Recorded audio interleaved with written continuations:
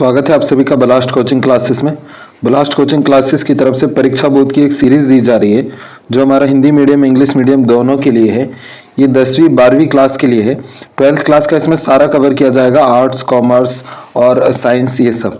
इस वीडियो में हम लोग देख रहे हैं 2023 का लेखा शास्त्र कक्षा 12वीं, वो भी हिंदी मीडियम का यानी अकाउंटेंसी देख रहे हैं। जो ये हमारा वो टोटल 80 मार्क्स का पेपर आएगा और इस वीडियो में केवल हम ये 32 मार्क्स के इसके ऑब्जेक्टिव कवर करेंगे।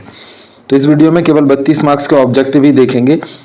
इसमें से हटा किया दिया है तो भाग 1 में से पहला अलाभकारी संगठन के लेखे और दूसरा इसका हमारा कौन सा हटा दिया गया, इसका तो पहला तो पूरा चैप्टर हटा दिया है। दूसरे में से कौन सा ऋण पत्रों का मोचन शोधन पूर्णतः हटाया गया है और जो चौथा चैप्टर है उसमें से क्या तुलनात्मक विवरण एवं समरूप विवरण पूर्णतः हटा दिया गया है। और कौन कौन सा जोड़ दिया गया है तो लेखांकन अनुपात में से ये चीजें आपकी जोड़ दी गई। आगे हम लोग चलते हैं। ये पीडीएफ के लिए आपको क्या करना है, गूगल के ऊपर जाकर के ब्लास्ट कोचिंग क्लासेस सर्च करना है। जैसे ही आप सर्च करोगे तो जो पहली लिंक होगी उसको आपको ओपन करना है और उसके नीचे फुटर की तरफ जाना है। जैसे ही आप फुटर की तरफ जाओगे तो आपको ऐसे कोर्स मिलेंगे पूरे 9th के 10th क्लास और ये 11th क्लास ये 12th क्लास। तो ऐसी 12th क्लास का आपका किस में चले जाना है, लेखा शास्त्र में जाना है। इसको ओपन करना है। स्टडी मटेरियल में आपको सारी चीज़ें मिल जाएंगी। ठीक है, आगे चलते हैं हम लोग। तो जो ये हमारा YouTube चैनल है, आपको हमारे YouTube चैनल को सब्सक्राइब कर लेना है अगर अभी तक नहीं किया है तो, और वीडियो को लाइक करना है, ज़्यादा से ज़्यादा कमेंट करना है। हमारे YouTube का नाम है ब्लास्ट कोचिंग क्लासेस, जिसपे 11.4 के सब्सक्राइबर हैं। 12th वालों के लिए अभी हम लोगों ने 12th class question bank solution 2023 और 12th परीक्षा बुध 2023 और 12th IMP क्वेश्चन 2023 ये 3 प्लेलिस्ट दे करके रखी हुई हैं। आपको इनको जरूर देखना है। अब चलते हैं हम हमारे मेन कंटेंट की तरफ और पहला है हमारा अध्याय 1 साझेदारी लेखांकन आधारभूत सिद्धांत, जिसका हमारा पहला क्वेश्चन है। इसमें एक सामान्य व्यवसाय करने वाले साझेदारी फर्म में सदस्यों की अधिकतम संख्या होती है, तो अधिकतम संख्या कितनी होती है 50। उसके बाद में दूसरा है साझेदारी संलेख के अभाव में ऋण पर ब्याज की दर होती है, तो ऋण पर ब्याज की दर कितनी होती है 6%। तीसरा है साझेदारी संलेख के अभाव में लाभ हानि का विभाजन होता है, तो ये कैसा होता है, तो ये समान अनुपात में होता है। चौथा है साझेदारी का दायित्व होता है, तो इसका क्या दायित्व होता है, तो इसका आंसर आ जाएगा असीमित। नेक्स्ट क्या है हमारा पांचवा, साझेदारी संलेख से अभिप्राय है, तो इसका क्या अभिप्राय है, तो आंसर आएगा साझेदारी व्यापार के संचालन की शर्तें एवं नियम। उसके बाद में नेक्स्ट है छठवां, साझेदारी के चालू खाते का शेष हमेशा होगा, तो इसका शेष हमेशा क्या होगा, तो इसका आंसर हमारा क्या हो जाएगा, तो ये हो जाएगा नामे शेष और जमा शेष, यानी दोनों में से कोई भी। उसके बाद में अगला हमारा सातवां, साझेदारी संलेख बनाना, तो इसका आंसर हमारा क्या हो जाएगा, तो इसका आंसर हो जाएगा ऐच्छिक है।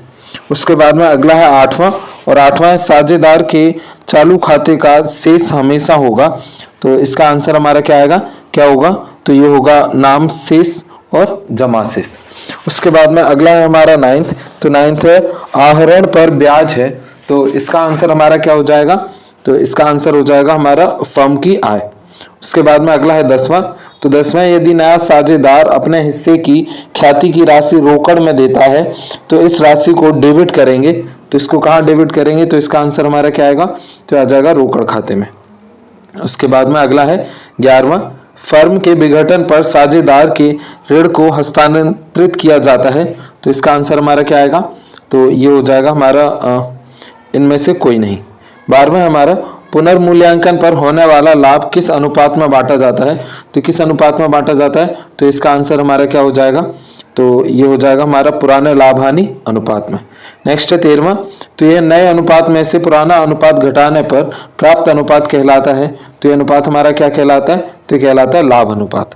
नेक्स्ट है 14, साझेदार के प्रवेश पर पूर्व मूल्यांकन से हुए लाभ को आंतरित किया जाता है, तो इसका आंसर हमारा क्या आएगा, तो आएगा पुराने साझेदारों के पूंजी खाते में। 15 है साझेदारी विलेख के अभाव में ऋण पर ब्याज की दर होती है, तो कितनी होती है, तो इसका आंसर क्या हो जाएगा हमारा 6% वार्षिक। 16वां है फर्म के लिए आहरण पर ब्याज है, तो कितना है, तो इसका आंसर हो जाएगा ये लाभ है। उसके बाद में अगला है 17वां, साझेदारी संलेख तैयार किया जाता है, तो इसका आंसर क्या आएगा ऐच्छिक। 18वां है अवितरित लाभों व संचयों को हस्तांतरित किया जाता है, तो इसका आंसर हमारा क्या आएगा, तो ये हो जाएगा हमारा साझेदारों की पूंजी खाते में। नेक्स्ट 19, तो 19 हमारा सामान्य लाभ पर वास्तविक लाभ का अधिक कहलाता है, तो ये क्या कहलाता है, तो इसका आंसर हो जाएगा अधिलाभ। 20वां है साझेदार का अनिवार्य अंग है, तो इसका अनिवार्य अंग क्या है, लाभों को बांटना। 21वां है ख्याति, तो इसका आंसर हमारा क्या हो जाएगा, तो हो जाएगा एक स्थायी संपत्ति। उसके बाद में अगला हमारा 22वां, तो ये साझेदार संलेख के अभाव में ऋण पर ब्याज दिया जाता है, तो कितना दिया जाता है, 6%। अगला हमारा रिक्त स्थानों की पूर्ति कीजिए, जिसमें पहला है हमारा साझेदार का जन्म से होता है, तो क्या होता है, समझौते होते हैं। दूसरा है फर्म में साझेदारों का दायित्व होता है, तो कैसा होता है, असीमित। तीसरा है स्थायी पूंजी पद्धति में खाता भी बनाते हैं, तो क्या बनाते हैं, चालू खाता बनाते हैं। नेक्स्ट है चौथा गुणनफल विधि से पर ब्याज ज्ञात करते हैं, तो इसका आंसर क्या आएगा, आहरण पर ब्याज ज्ञात करते हैं। 5वां है खाते पद्धति में साझेदारों की पूंजी सदैव स्थिर रहती है, तो इसका आंसर क्या आएगा, स्थायी पूंजी। 6वां है गुणनफल विधि द्वारा पर ब्याज की गणना की जाती है, तो इसका आंसर क्या आएगा, गुणनफल के योग पर। 7वां है तो नफे के अनुपात से पुराने साझेदारों के अनुपात में होती है, तो क्या होती है, तो इसका आंसर हो जाएगा वृद्धि होती है। अगला है हमारा 8वां, तो 8वां है फर्म के समापन पर सर्वप्रथम दायित्वों का भुगतान किया जाता है, तो इसका आंसर क्या आएगा, बाह्य दायित्वों का भुगतान किया जाता है। 9वां है साझेदारी संलेख बनाना नहीं है, तो इसका आंसर क्या आएगा, अनिवार्य नहीं है। उसके बाद में अगला है हमारा 10वां, तो 10वां है प्राप्ति का अनुपात नया अनुपात माइनस अनुपात होता है, तो इसका आंसर क्या आएगा, पुराना अनुपात। 11वां है साझेदार का फर्म से एवं का संबंध होता है, तो साझेदार से फर्म से स्वामी एवं प्रतिनिधि का संबंध होता है। 12वां है संपत्ति और दायित्व के परिवर्तन मूल जब पुस्तकों में नहीं दिखाए जाते तब खाता बनाया जाता है, तब कौन सा बनाया जाता है, स्मरण पूर्ण पुनर्मूल्यांकन।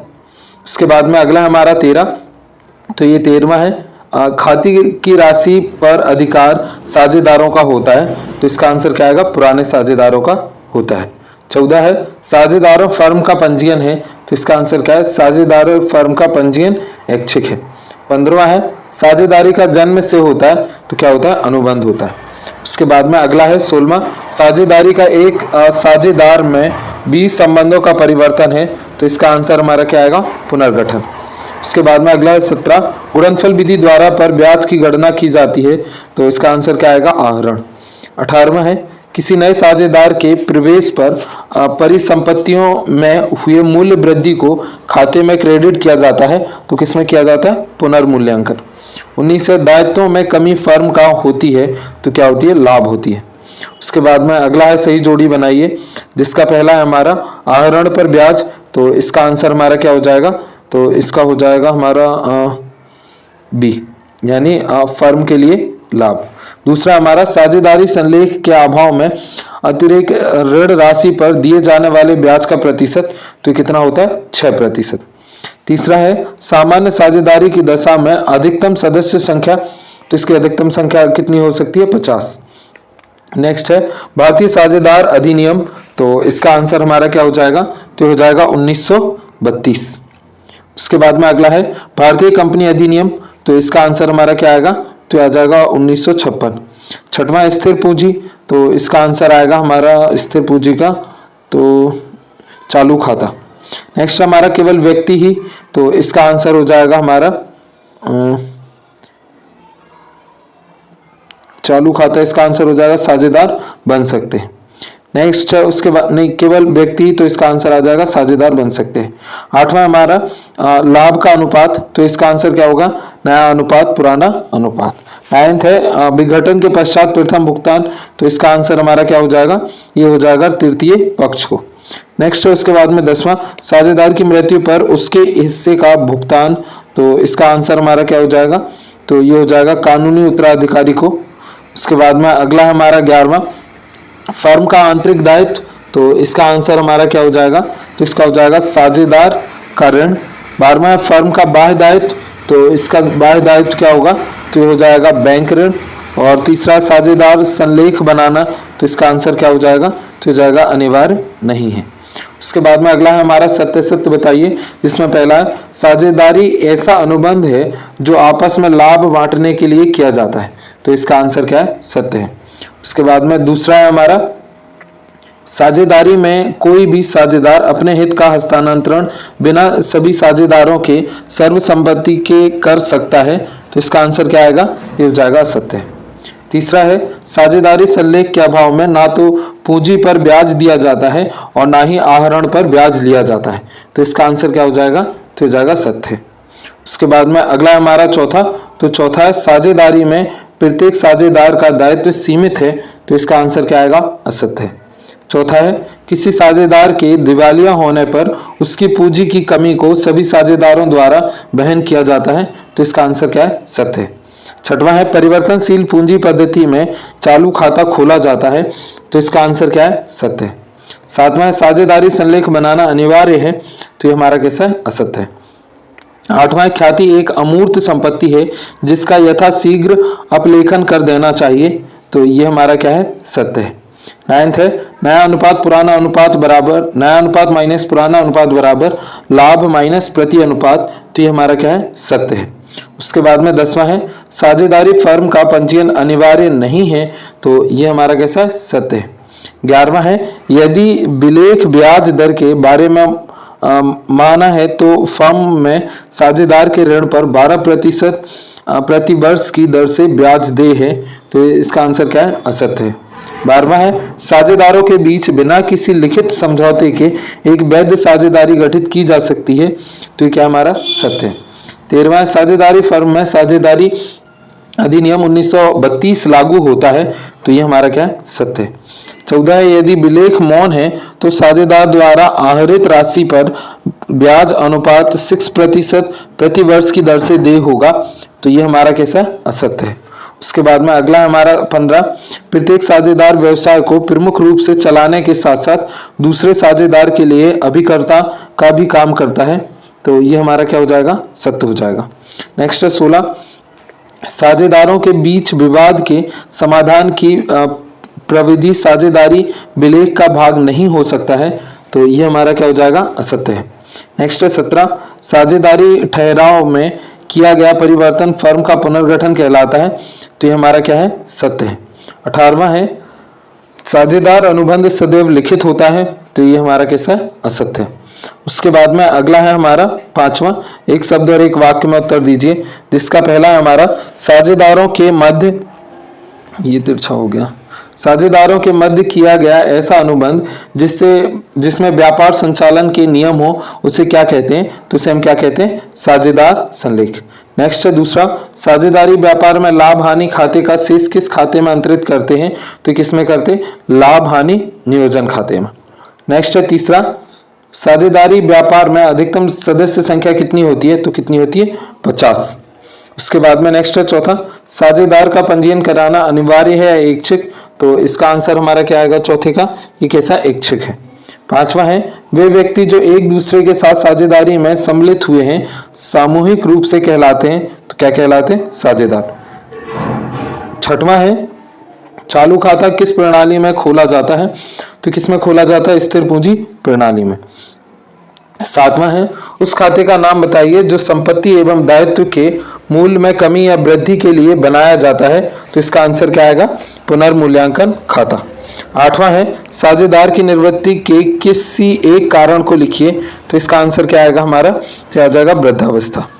नेक्स्ट है 9th, तो 9th है साझेदार द्वारा व्यवसाय में निजी प्रयोग के लिए निकाली गई पूंजी क्या कहलाती है? तो ये कहलाता है आहरण। 10वां हमारा ख्याति क्या है? तो ख्याति किसी फर्म को लोकप्रिय की प्रतिफल है जो इसे अपेक्षित लाभ से अधिक लाभ कमाने में समर्थ बनाता है। उसके बाद में अगला है हमारा 11वां साझेदार से क्या आशा है? तो जब एक व्यक्ति किसी अन्य व्यक्ति के साथ व्यक्तिगत रूप से साझेदारी में सम्मिलित होता है तो उसे हम क्या कहते हैं? साझेदार कहते हैं। नेक्स्ट है 12वां फर्म किसे कहते हैं? तो साझेदारों के सामूहिक रूप को फर्म कहते हैं। 13 है एक फर्म के साझेदारों की न्यूनतम सदस्यों की सीमा क्या है? तो न्यूनतम कितनी होना चाहिए? तो इसका आंसर है 2 सदस्य होना चाहिए। नेक्स्ट 14 14वां, साझेदारी संलेख के अभाव में साझेदारों की पूंजी व आहरणों पर ब्याज की दर क्या होगी? तो इसका आंसर क्या है? साझेदारी संलेख के अभाव में पूंजी पर आहरणों पर ब्याज की दर 0 होगी। 15 है, फर्म द्वारा साझेदारों की पूंजी पर ब्याज कब दिया जाता है? तो क्या कब दिया जाता है? लाभ में से। उसके बाद में ये आपके अधि लघु उत्तरीय प्रश्न है, तो अगर आप कमेंट करोगे तो इसको हम लोग नेक्स्ट पार्ट में देखेंगे इसके। अभी हम लोग चलते हैं नेक्स्ट हमारे चैप्टर पर, जो है अध्याय 2.1, साझेदारी फर्म का पुनर्गठन और साझेदार का प्रवेश।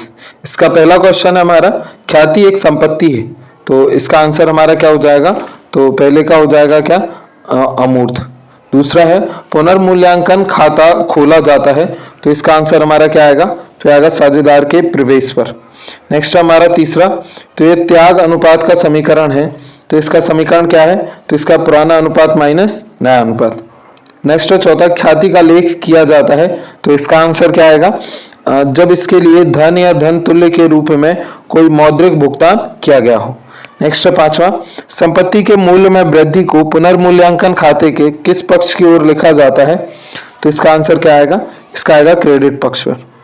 नेक्स्ट छठवां, तो ये पुनर्मूल्यांकन पर होने वाला लाभ किस अनुपात में बांटा जाता है? तो किस अनुपात में बांटा जाता है? तो इसका आंसर आएगा पुनः लाभानुपात में बांटा जाता है। नेक्स्ट सातवां, तो सातवां है, साझेदार द्वारा किया गया त्याग का अनुपात कुल प्राप्ति के अनुपात में से होता है, तो ये क्या होता है? कम होता है। उसके बाद में अगला हमारा आठवां, लेखांकन प्रमाप्त 26 का संबंध है, तो इसका आंसर क्या आएगा? ख्याति से। 9th है, आ और बा साझेदारों में 3:1 के अनुपात में लाभ विभाजित करते हैं, वे सा को 1/4 भाग के लिए लाभ के लिए प्रवेश कराते हैं। नया लाभ विभाजन अनुपात होगा, तो नया भाव विभाजन क्या होगा? तो इसका आंसर आएगा 9/16, 3/16 और 4/16। आ को मिलेगा 9/16, बा को 3/16 और सा को मिलेगा 4/16। उसके बाद में अगला हमारा 10वां, तो 10वां है, आ और बा लाभ होने पर विभाजन 3:1 में करते हैं, सा 1/4 भाग के लिए प्रवेश करता है। आ और बा का त्याग अनुपात है, इन दोनों का त्याग अनुपात क्या है? तो ये 3:1। नेक्स्ट है 11वां, साझेदार के प्रवेश पर पुराने तुलन पत्र में दर्शाए गए सामान्य संचय हस्तांतरित करेंगे, तो इसका आंसर हमारा क्या आएगा? तो हो जाएगा पुराने साझेदारों की पूंजी खाते में। 12वां, आप बा सा एक फर्म में साझेदार है, वह एक नए साझेदार के रूप में प्रवेश करता है, तो इसका आंसर हमारा क्या हो जाएगा? तो इसका हो जाएगा हमारा पुरानी साझेदारी पुनर्गठित होगी। नेक्स्ट है 13वां, तो इसमें किसी नए साझेदार के प्रवेश पर अतिरिक्त लाभों को जो कि पुराने फर्म के तुलन पत्र में दर्शाए गए हैं पूंजी खातों में हस्तांतरित होगी, तो इसका आंसर क्या आएगा? पुराने साझेदारों को नए लाभ विभाजन अनुपात में। 14 है, ख्याति उत्पन्न होने का प्रमुख कारण है, तो इसका प्रमुख कारण क्या है? व्यापार की स्थिति। नेक्स्ट और लास्ट 15वां है इसका, पुनर्मूल्यांकन पर लाभ साझेदार की पूंजी खाते में उनके लाभ हानि विभाजन के अनुपात में किया जाता है, तो इसका आंसर क्या आएगा? क्रेडिट यानी जमा पर। उसके बाद में अगला है, रिक्त स्थानों की पूर्ति कीजिए, जिसमें पहला हमारा, पुनर्मूल्यांकन के फलस्वरूप संपत्ति के मूल्य में वृद्धि पुनर्मूल्यांकन खातों में की जाती है, तो क्या की जाती है? क्रेडिट की जाती है। दूसरा, पुनर्मूल्यांकन पर लाभ साझेदारों के में क्रेडिट पक्ष को और आंतरिक किया जाता है, तो इसका आंसर क्या आएगा? पूंजी खाते। नेक्स्ट है तीसरा, चिट्ठी के दायित्व पक्ष की ओर दिया अवितरित लाभ साझेदारों के पूंजी खाते में किया जाता है, तो क्या किया जाता है? तो क्रेडिट किया जाता है। नेक्स्ट है, संपत्ति और दायित्व के परिवर्तन मूल्य जब पुस्तकों में नहीं दिखाए जाते तब खाता बनाया जाता है, तो कौन सा बनाया जाता है? स्मरण या फिर पुनर्मूल्यांकन। 5वां है, नए साझेदार द्वारा लाई गई ख्याति की राशि पुराने साझेदारों की पूंजी खातों में उनके द्वारा किए गए अनुपात में क्रेडिट की जाती है, तो इसका आंसर क्या आएगा? त्याग अनुपात में। 6वां है, दायित्वों में कमी फर्म का होता है, तो क्या होता है? लाभ होता है। 7वां, ख्याति पर नहीं लगाया जाता है, तो क्या नहीं लगाया जाता है? हास नहीं लगाया जाता है। 8वां है, अधिलाभ वह लाभ होता है जो सामान्य लाभ से अर्जित किया जाता है, तो इसका आंसर क्या आएगा? अधिक अर्जित किया जाता है। 9th है, पुनर्मूल्यांकन खाता का खाता है, तो पुनर्मूल्यांकन खाता नाम मात्र का खाता है। उसके बाद में अगला है हमारा 10वां। तो 10वां साझेदारी का साझेदारों के बीच संबंधों का परिवर्तन है, तो ये क्या है? पुनर्गठन। 11वां है ख्याति की राशि जो नए साझेदार द्वारा लाई जाती है उस पर अधिकार साझेदारों का होता है, तो इसका आंसर क्या आएगा? पुराने साझेदारों का। 12वां चिट्ठे में संपत्ति पक्ष की ओर दर्शाई गई लाभ हानि की राशि को साझेदार के लेखे में डेबिट पक्ष की ओर से प्रदर्शित करते हैं, तो इसका आंसर क्या आएगा? पूंजी खाते में। 13वां है भवन संपत्ति के मूल में वृद्धि पुनर्मूल्यांकन खाते के पक्ष में प्रदर्शित की जाती है, तो इसका आंसर क्या आएगा? क्रेडिट पक्ष में प्रदर्शित की जाती है। लास्ट है ख्याति एक संपत्ति है, तो ये कौन सी है? अमूर्त या फिर स्थायी संपत्ति है। अगला है सही जोड़ी बनाइए, और पहला है हमारा संपत्ति के मूल में वृद्धि, तो इसका आंसर क्या आएगा? पुनर्मूल्यांकन खाते के क्रेडिट पक्ष में। दूसरा है दायित्व के मूल में वृद्धि, तो इसका आ जाएगा पुनर्मूल्यांकन खाते के डेबिट पक्ष में। तीसरा है सामान्य संचय का विभाजन, तो इसका आंसर हमारा क्या हो जाएगा? तो ये हो जाएगा हमारा पूंजी खाते के क्रेडिट पक्ष में। चौथा पुनर्मूल्यांकन खाते की हानि, तो इसका हो जाएगा हमारा पूंजी खाते में डेबिट पक्ष में। नेक्स्ट है पूंजी खाते का क्रेडिट शेष, तो इसका हो जाएगा हमारा चिट्ठे के दायित्व पक्ष में प्रदर्शन। छठवां है लिखित समझौता, तो इसका हो जाएगा हमारा साझेदारी संलेख। सातवां है ख्याति का मूल्यांकन, तो इसका आंसर हो जाएगा हमारा औसत लाभ। आठवां है हमारा ख्याति, तो ये हो जाएगा हमारा प्रतिष्ठा। 9वां है सामान्य लाभ, तो ये हो जाएगा अधिलाभ। 10वां हमारा त्यागी साझेदार, तो इसका हो जाएगा हमारा क्षतिपूर्ति।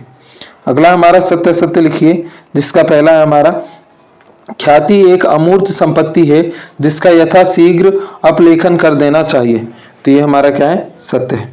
दूसरा है नए साझेदार को फर्म के भावी लाभों में हिस्सा पाने का अधिकार नहीं होता, तो ये क्या है? हमारा असत्य है। तीसरा है किसी भी नवीन साझेदार को प्रवेश के पूर्व के कार्यों के लिए उत्तरदायी नहीं ठहराया जा सकता, तो ये क्या है? हमारा सत्य है। चौथा है ख्याति खाता खुला रहने के उसे चिट्ठे में प्रदर्शित किया जाता है, तो ये क्या है? सत्य है। 5वां है किसी अप्रविष्ट संपत्ति का लेखा पुनर्मूल्यांकन खाते के डेबिट पक्ष में किया जाता है, तो ये क्या है? असत्य है। 6वां है ख्याति एक बिक्री योग्य संपत्ति है, तो ये क्या है? सत्य है। 7वां है अधिलाभ बराबर सामान्य लाभ माइनस वास्तविक लाभ है, तो ये हमारा क्या है? असत्य है। 8वां है नए साझेदार के प्रवेश के समय यदि किसी संपत्ति का मूल्य घटता है तो इससे पूर्व मूल्यांकन खाते में नाम दिया जाता है, तो ये क्या है? हमारा सत्य है। उसके बाद में अगला हमारा 9वां किसी साझेदार का ऋण आंतरिक दायित्व है, तो ये क्या है? सत्य है। उसके बाद में अगला हमारा 10वां एकाधिकार ख्याति में कमी करता है, तो इसका आंसर हमारा क्या आ जाएगा? तो ये हो जाएगा असत्य है। 11वां ख्याति एक अमूर्त संपत्ति है, तो ये क्या है? सत्य है। अगला है एक शब्द और एक वाक्य में उत्तर दीजिए। पहला है हमारा पुराने साझेदारों द्वारा जिस अनुपात में अपने लाभांश का त्याग नए साझेदारों के पक्ष में किया जाता है उसे कहते हैं, तो उसे हम क्या कहते हैं? त्यागानुपात। दूसरा है ख्याति किस प्रकार की संपत्ति है, तो कौन सी? अमूर्त। तीसरा है किस प्रकार की ख्याति का मूल्य सबसे अधिक होता है, तो किसका होता है? तो इसका आंसर आएगा बिल्ली के स्वभाव वाली ख्याति का। नेक्स्ट है चौथा, तो चौथा है फर्म की संपत्ति एवं दायित्व के मूल्य में वृद्धि या कमी का लेख जिस खाते में किया जाता है क्या कहलाता है, तो वो क्या कहलाता है? पुनर्मूल्यांकन खाता। 5वां किस प्रकार की ख्याति का मूल्य सबसे कम होता है, तो इसका आंसर आएगा चूहे के स्वभाव वाली ख्याति। 6वां है विद्यमान साझेदारों के लाभ हानि अनुपात में परिवर्तन के कारण संपत्तियों एवं दायित्वों के पुनर्मूल्यांकन पर होने वाला लाभ कहाँ हस्तांतरित करते हैं, तो इसका आंसर क्या आएगा? साझेदार की पूंजी खाते में। अगला है हमारा 7वां है लेखांकन प्रमाप 26 किससे संबंधित है, तो ये किससे? ख्याति से। 8वां है जब साझेदार की संपत्ति के दायित्व अधिक हो जाएं तो उसे क्या कहेंगे, तो उसे हम क्या कहेंगे, तो इसका आंसर आएगा दिवालिया। 9वां है त्याग अनुपात की गणना क्यों आवश्यक है, तो क्यों है? ख्याति के लिए। 10वां हमारा क्रय प्रतिफल माइनस शुद्ध प्रतिफल बराबर, तो ये क्या होता है? हमारा ख्याति यानी साख। 11वां है ख्याति बराबर अधिलाभ गुणा 100 में सामान्य ब्याज की दर। यह ख्याति की गणना की किस विधि का सूत्र है, तो ये किसका है? तो इसका आंसर आ जाएगा अधिलाभ की पूंजी वाले खातों में। उसके बाद में नेक्स्ट है 12वां। तो 12वां है ख्याति का मूल्यांकन पर आधार है, तो ये किस पर है? लाभ पर। 13वां है पुराने और नए अनुपात का अंतर है, तो ये त्याग अनुपात। नेक्स्ट है 14, तो ये अधिलाभ किसे कहते हैं? तो इसका आंसर हमारा क्या हो जाएगा? जब कोई फर्म उसी प्रकार की अन्य फर्मों की तुलना में सामान्य लाभ से अधिक लाभ कमाता है, तो उस अधिक लाभ को हम क्या कहते हैं? अधिलाभ कहते हैं। नेक्स्ट है हमारा 15, तो 15 अधिलाभ की गणना किस प्रकार से की जाती है? तो किस प्रकार से की जाती है? अधिलाभ बराबर औसत लाभ माइनस सामान्य लाभ। 16 है ख्याति किस प्रकार की संपत्ति है? तो ख्याति एक अदृश्य व अमूर्त संपत्ति है, ये एक स्थायी संपत्ति भी है। 17 है औसत लाभ और अधिलाभ किस प्रकार के भिन्न हैं? तो इसका आंसर क्या आएगा? औसत लाभ से आशय कुछ वर्षों के लाभों के औसत से है, जबकि सामान्य लाभ पर वास्तविक लाभ का अधिक अधिलाभ कहलाता है। 18वां है ख्याति के मूल को प्रभाव करने वाले दो घटकों के नाम लिखिए। तो कौन कौन से? पहला है व्यवसाय की प्रकृति, दूसरा है व्यवसाय का स्थानीकरण, और चौथा प्रबंधकीय कुशलता और विज्ञापन। अगला हमारा 19, तो 19 है क्या लाभानुपात में परिवर्तन के लिए ख्याति का मूल्यांकन आवश्यक है? तो हाँ, बहुत आवश्यक है। इसमें कौन सी ख्याति हमेशा बदलती रहती है? तो चूहे की स्वभाव वाली ख्याति क्या होती है? बदलती रहती है। आगे हमारा अति लघु उत्तरीय प्रश्न है, तो ये आपको करना है। अगर आप कमेंट करोगे तो इसको हम नेक्स्ट पार्ट में बता देंगे। हम लोग चलते हैं नेक्स्ट चैप्टर की तरफ। अगला है हमारा अध्याय 2.2 साझेदार का अवकाश ग्रहण एवं मृत्यु, जिसमें पहला क्वेश्चन है हमारा किसी एक साझेदार के फर्म को छोड़कर जाने पर साझेदारों के लाभ विभाजन अनुपात में होती है। तो इसका आंसर हमारा क्या हो जाएगा? फर्स्ट का किसमें क्या होता है? तो इसका आंसर हो जाएगा इनमें से कोई नहीं। दूसरा है नए अनुपात में से पुराना अनुपात घटाने पर प्राप्त अनुपात कहलाता है, तो ये क्या कहलाता है? लाभ अनुपात कहलाता है। तीसरा साझेदार के अवकाश ग्रहण करने पर पुनर्मूल्यांकन की लाभ हानि बांटते हैं, तो इसका आंसर हमारा क्या हो जाएगा? तो हो जाएगा सभी साझेदारों में। उसके बाद में चौथा है हमारा मृतक साझेदार के उत्तराधिकारी को देय राशि का भुगतान न करने पर कितना वार्षिक दर से ब्याज देना पड़ता है? तो इसका आंसर क्या हो जाएगा? 6%। पांचवा, किसी भी साझेदार द्वारा किसी भी परिस्थिति अवकाश अथवा कारण से फर्म से संबंध विच्छेद की स्थिति कहलाती है, तो ये क्या कहलाती है? तो इसका आंसर आएगा साझेदार की मृत्यु। छठवां हमारा किसी साझेदार के अवकाश ग्रहण पर शेष साझेदारों के अनुपात में होती है, तो इसका आंसर क्या आ जाएगा? क्या होती है? वृद्धि होती है। सातवां है लाभ प्राप्ति का अनुपात है, तो इसका अनुपात क्या है?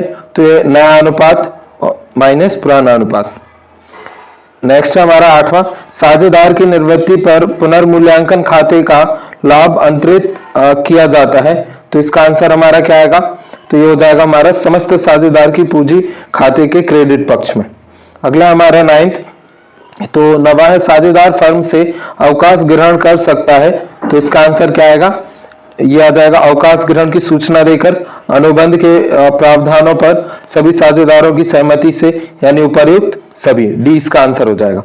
10वां है हमारा अवकाश ग्रहण करने वाले साझेदार को उसके दावे में मिलता है, तो इसका आंसर क्या आएगा हमारा? तो इसका आंसर आएगा पूंजी, ख्याति, वेतन, लाभों में हिस्सा और पुनर्मूल्यांकन का लाभ।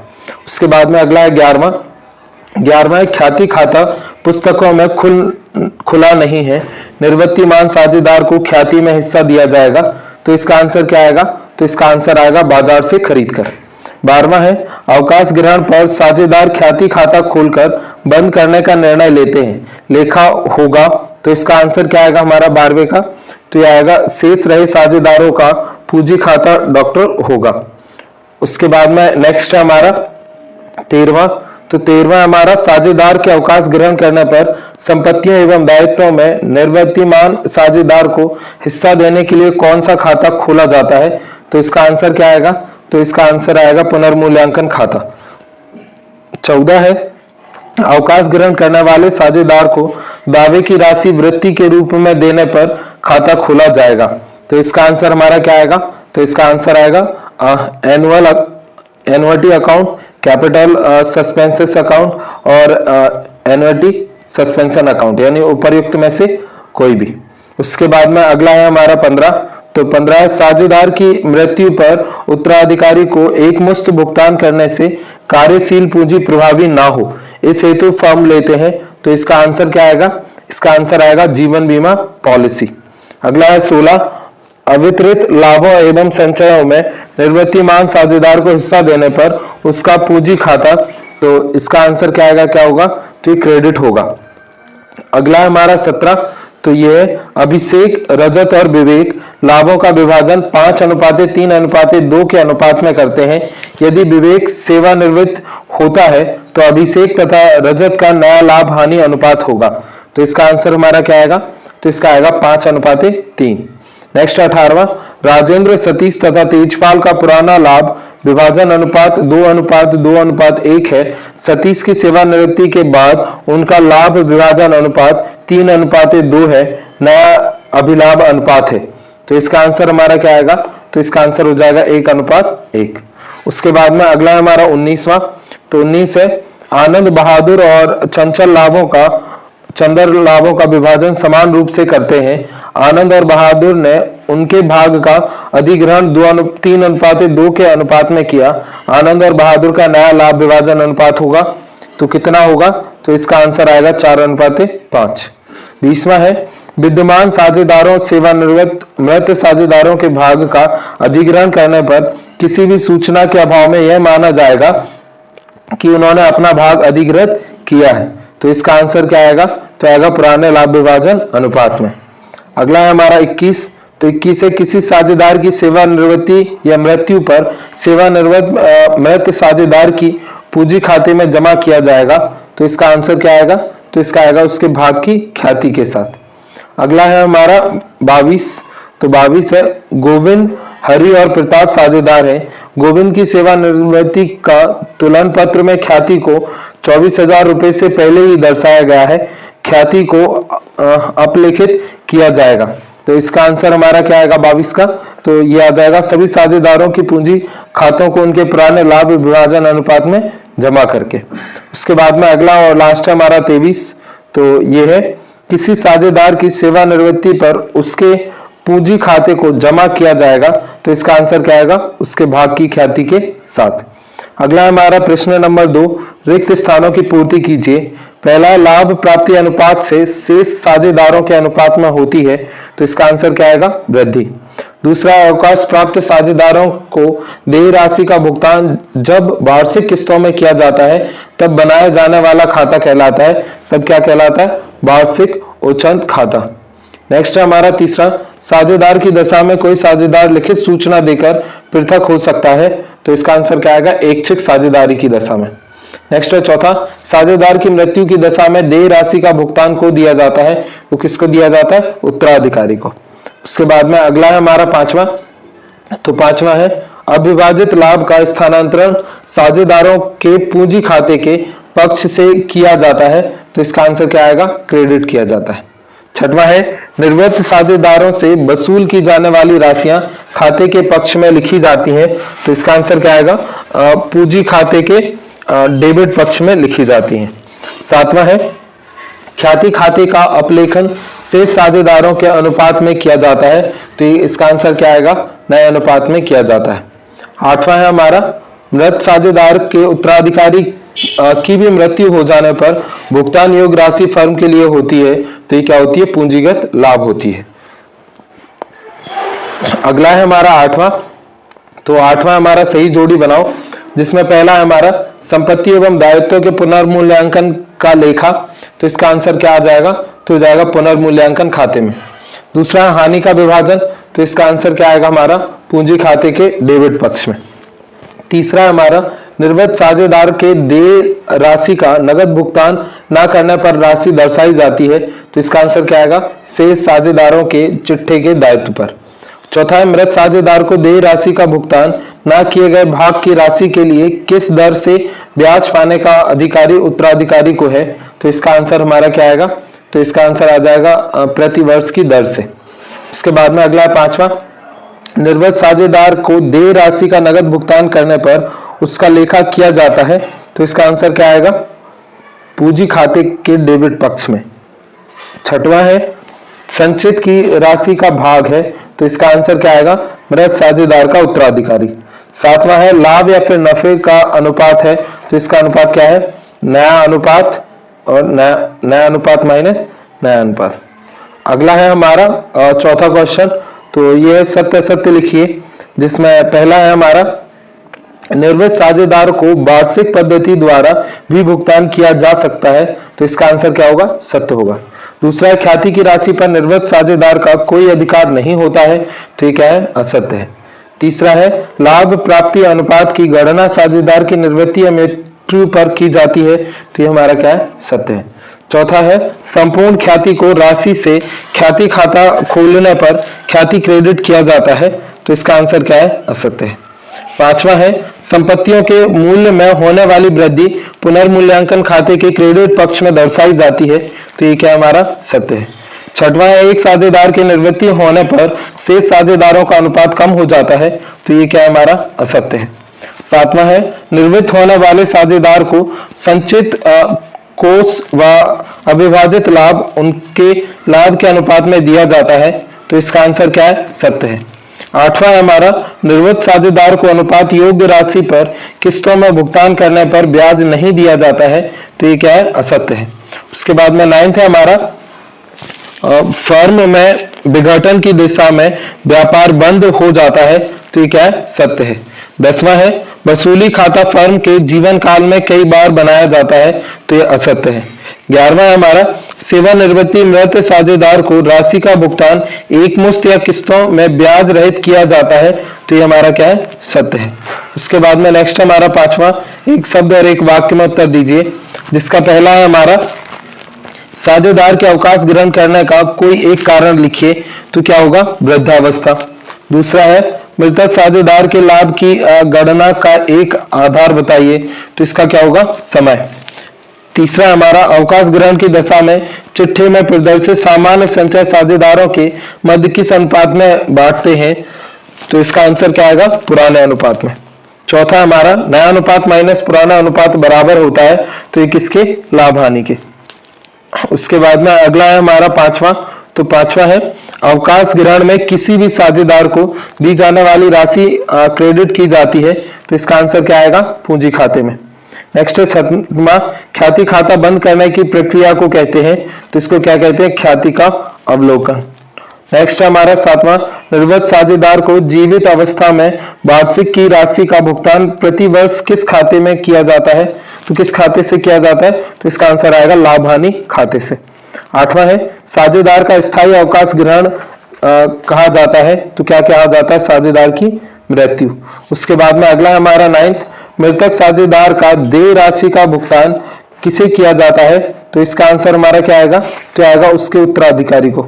इसके बाद में अगला है हमारा दसवां, तो दसवां है मृत्यु की तिथि तक फर्म के लाभ में मृतक साझेदार के हिस्से की गणना की कौन कौन सी विधि है, तो इसका आंसर क्या आएगा? समय के आधार पर और विक्रय के आधार पर, ये दो उसकी गणना है।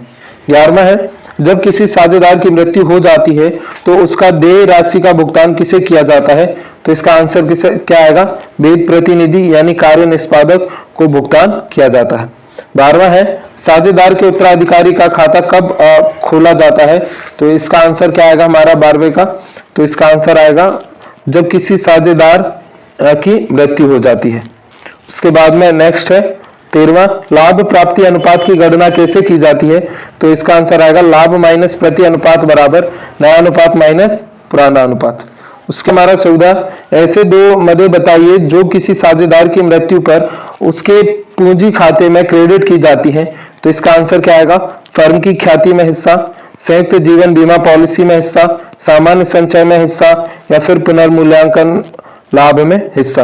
15 है आबिका माही एवं खुशी का भाग 5:3:2 में बांटते हुए साझेदार है, तो इसका आंसर क्या आएगा? 5:2 है।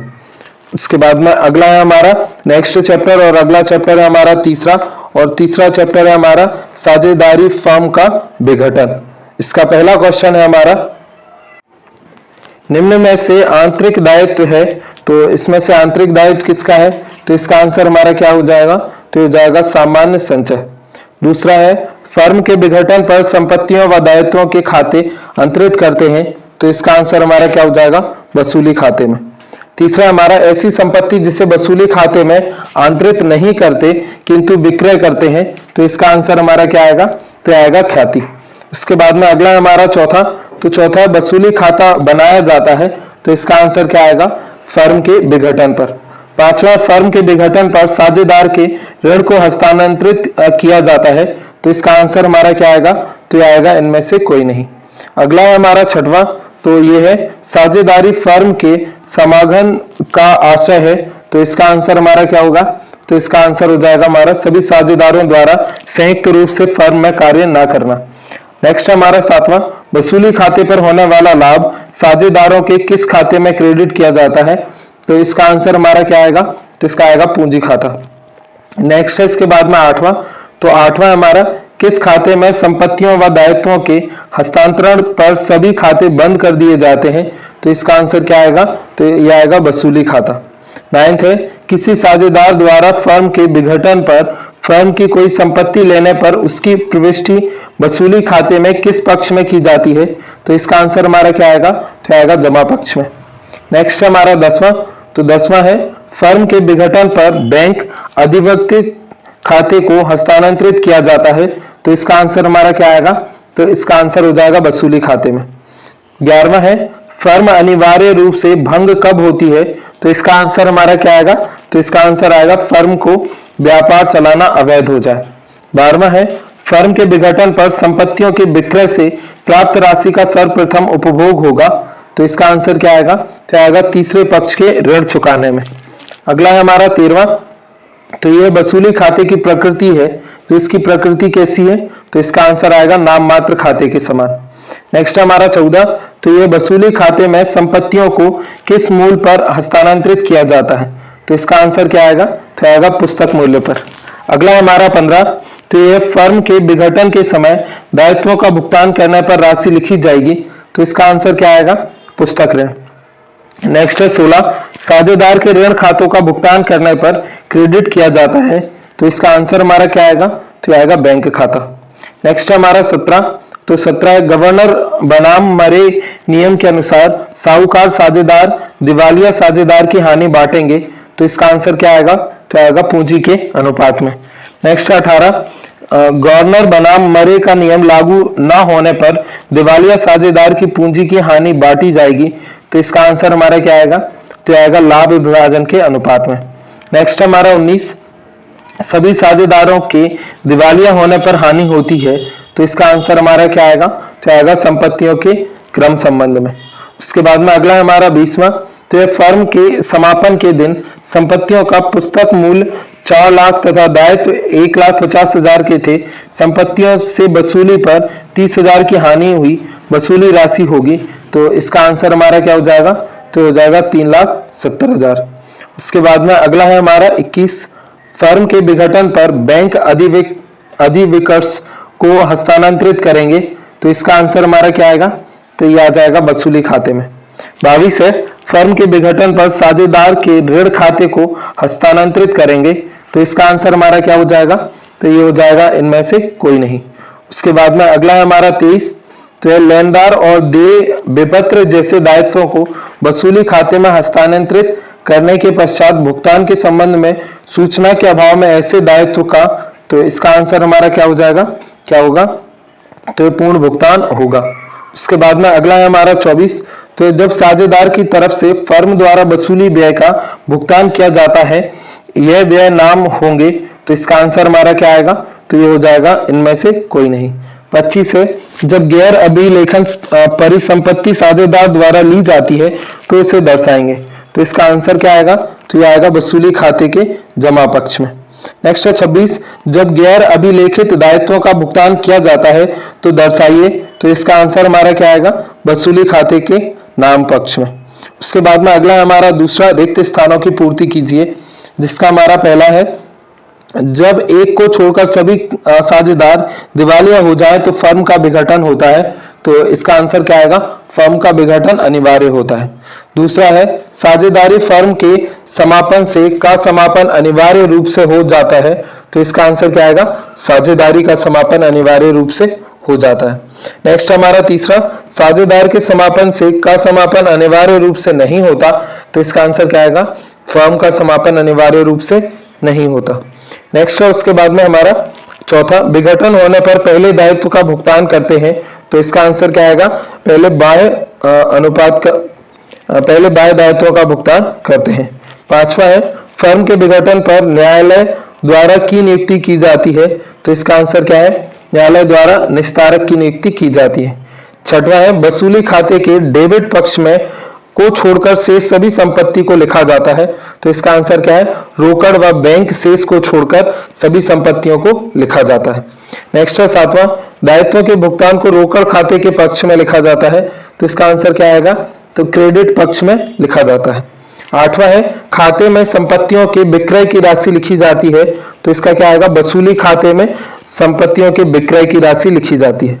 नाइन्थ है, वसूली खाता एक प्रकार का खाता है, तो ये कैसा है, नाम मात्र खाता है।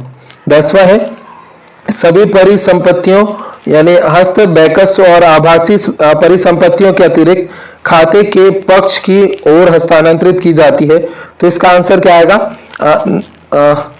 सभी परिसंपत्तियों नाम खाते के किसकी तरफ की जाती हैं, तो इसका आंसर आ जाएगा हमारा वसूली पक्ष की हस्तांतरित की जाती है। उसके बाद में 11वां है हमारा, तो यह है सभी दायित्व के पक्ष की हस्तांतरित की जाती है, तो इसका आंसर हमारा क्या आएगा, सभी बाह्य दायित्व जमा के वसूली पक्ष के और हस्तांतरित की जाती हैं। 12वां हमारा, संचय हानियों को में हस्तांतरित किया जाता है, तो संचय हानियों को किसमें, पूंजी खाते या फिर लाभ विभाजन अनुपात में हस्तांतरित किया जाता है। 13वां है, यदि एक दायित्व किसी साझेदार के द्वारा लिया गया है, उस साझेदार की पूंजी खाते को किया जाएगा, तो क्या किया जाएगा, तो इसका आंसर आएगा हमारा जमा किया जाएगा। 14 है, यदि एक साझेदार किसी परिसंपत्ति को लेता है, तो साझेदार की पूंजी खाते को किया जाएगा, तो इसका आंसर क्या आएगा, नाम किया जाएगा। अगला है हमारा 15, तो 15 है, किसी साझेदार के ऋण को वसूली खाते में किया जाएगा, तो क्या किया जाएगा, गैर अभिलेखित किया जाएगा। उसके बाद में अगला है हमारा 16वां, साझेदार के चालू खाते को साझेदार के खाते में हस्तांतरित किया जाएगा, तो ये क्या है, पूंजी खाते में हस्तांतरित किया जाएगा।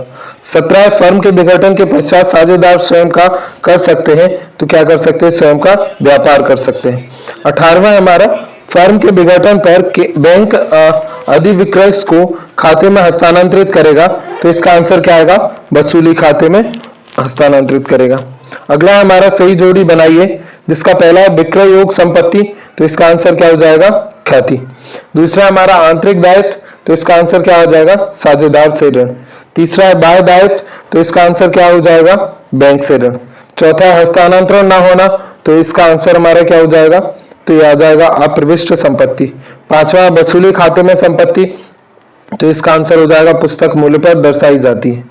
नेक्स्ट है हमारा सेकंड मैच द कॉलम, तो यह संपत्तियों व दायित्वों के पुनर्मूल्यांकन पर बनाया जाने वाला खाता, तो इसका आंसर क्या होगा, पुनर्मूल्यांकन खाता।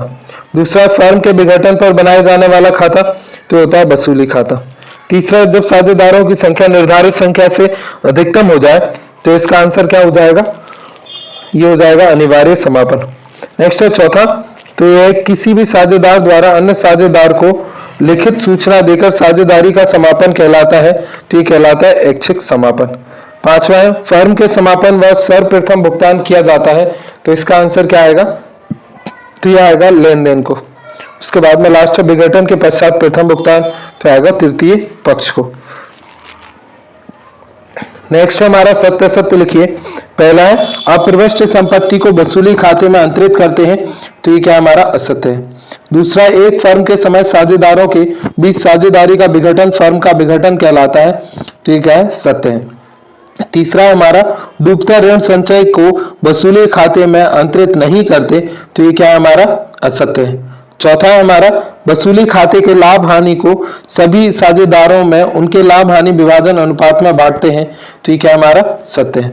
पांचवा है हमारा, विघटन की दिशा में फर्म की पुस्तकें बंद करने के लिए पुनर्मूल्यांकन खाता खोला जाता है, तो ये हमारा क्या है, असत्य है। नेक्स्ट है छठवां, फर्म के विघटन पर संपत्तियों एवं दायित्वों के खाते खुले रहते हैं, तो ये क्या हमारा असत्य है। सातवां है फर्म के समापन पर साझेदारों का समापन अनिवार्य है, तो ये हमारा क्या है, सत्य है। आठवां है फर्म के समापन पर किसी अप्रविष्ट दायित्व के उत्पन्न हो जाने पर उसका भुगतान नहीं किया जाता है, तो ये क्या हो जाएगा हमारा आठवां हो जाएगा, असत्य है। नेक्स्ट है नाइन्थ, वसूली खाते की हानि को साझेदार की पूंजी खाते में डेबिट किया जाता है, तो ये क्या हमारा सत्य है। दसवां है समझौते के अनुसार लेनदारों को कटौती पर भुगतान किया जा सकता है, तो ये हमारा क्या है दसवां, तो ये भी सत्य है।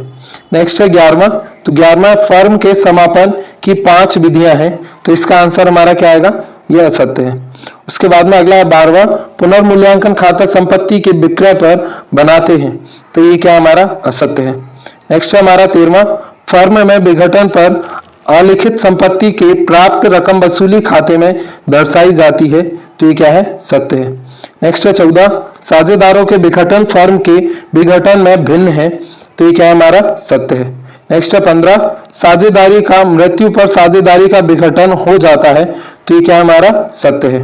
नेक्स्ट है 16, सभी साझेदारों की सहमति से फर्म का विघटन हो जाता है, तो ये क्या हमारा सत्य है। नेक्स्ट है 17, साझेदार के अवकाश ग्रहण करने पर फर्म का निश्चित विघटन हो जाता है, तो ये क्या हमारा असत्य है। नेक्स्ट है 18वां, फर्म के विघटन पर साझेदार का विघटन निश्चित होता है, तो ये हमारा क्या है, सत्य है। नेक्स्ट है 19, न्यायालय के हस्तक्षेप के बिना साझेदारी का विघटन संभव नहीं, तो ये हमारा क्या है, असत्य है।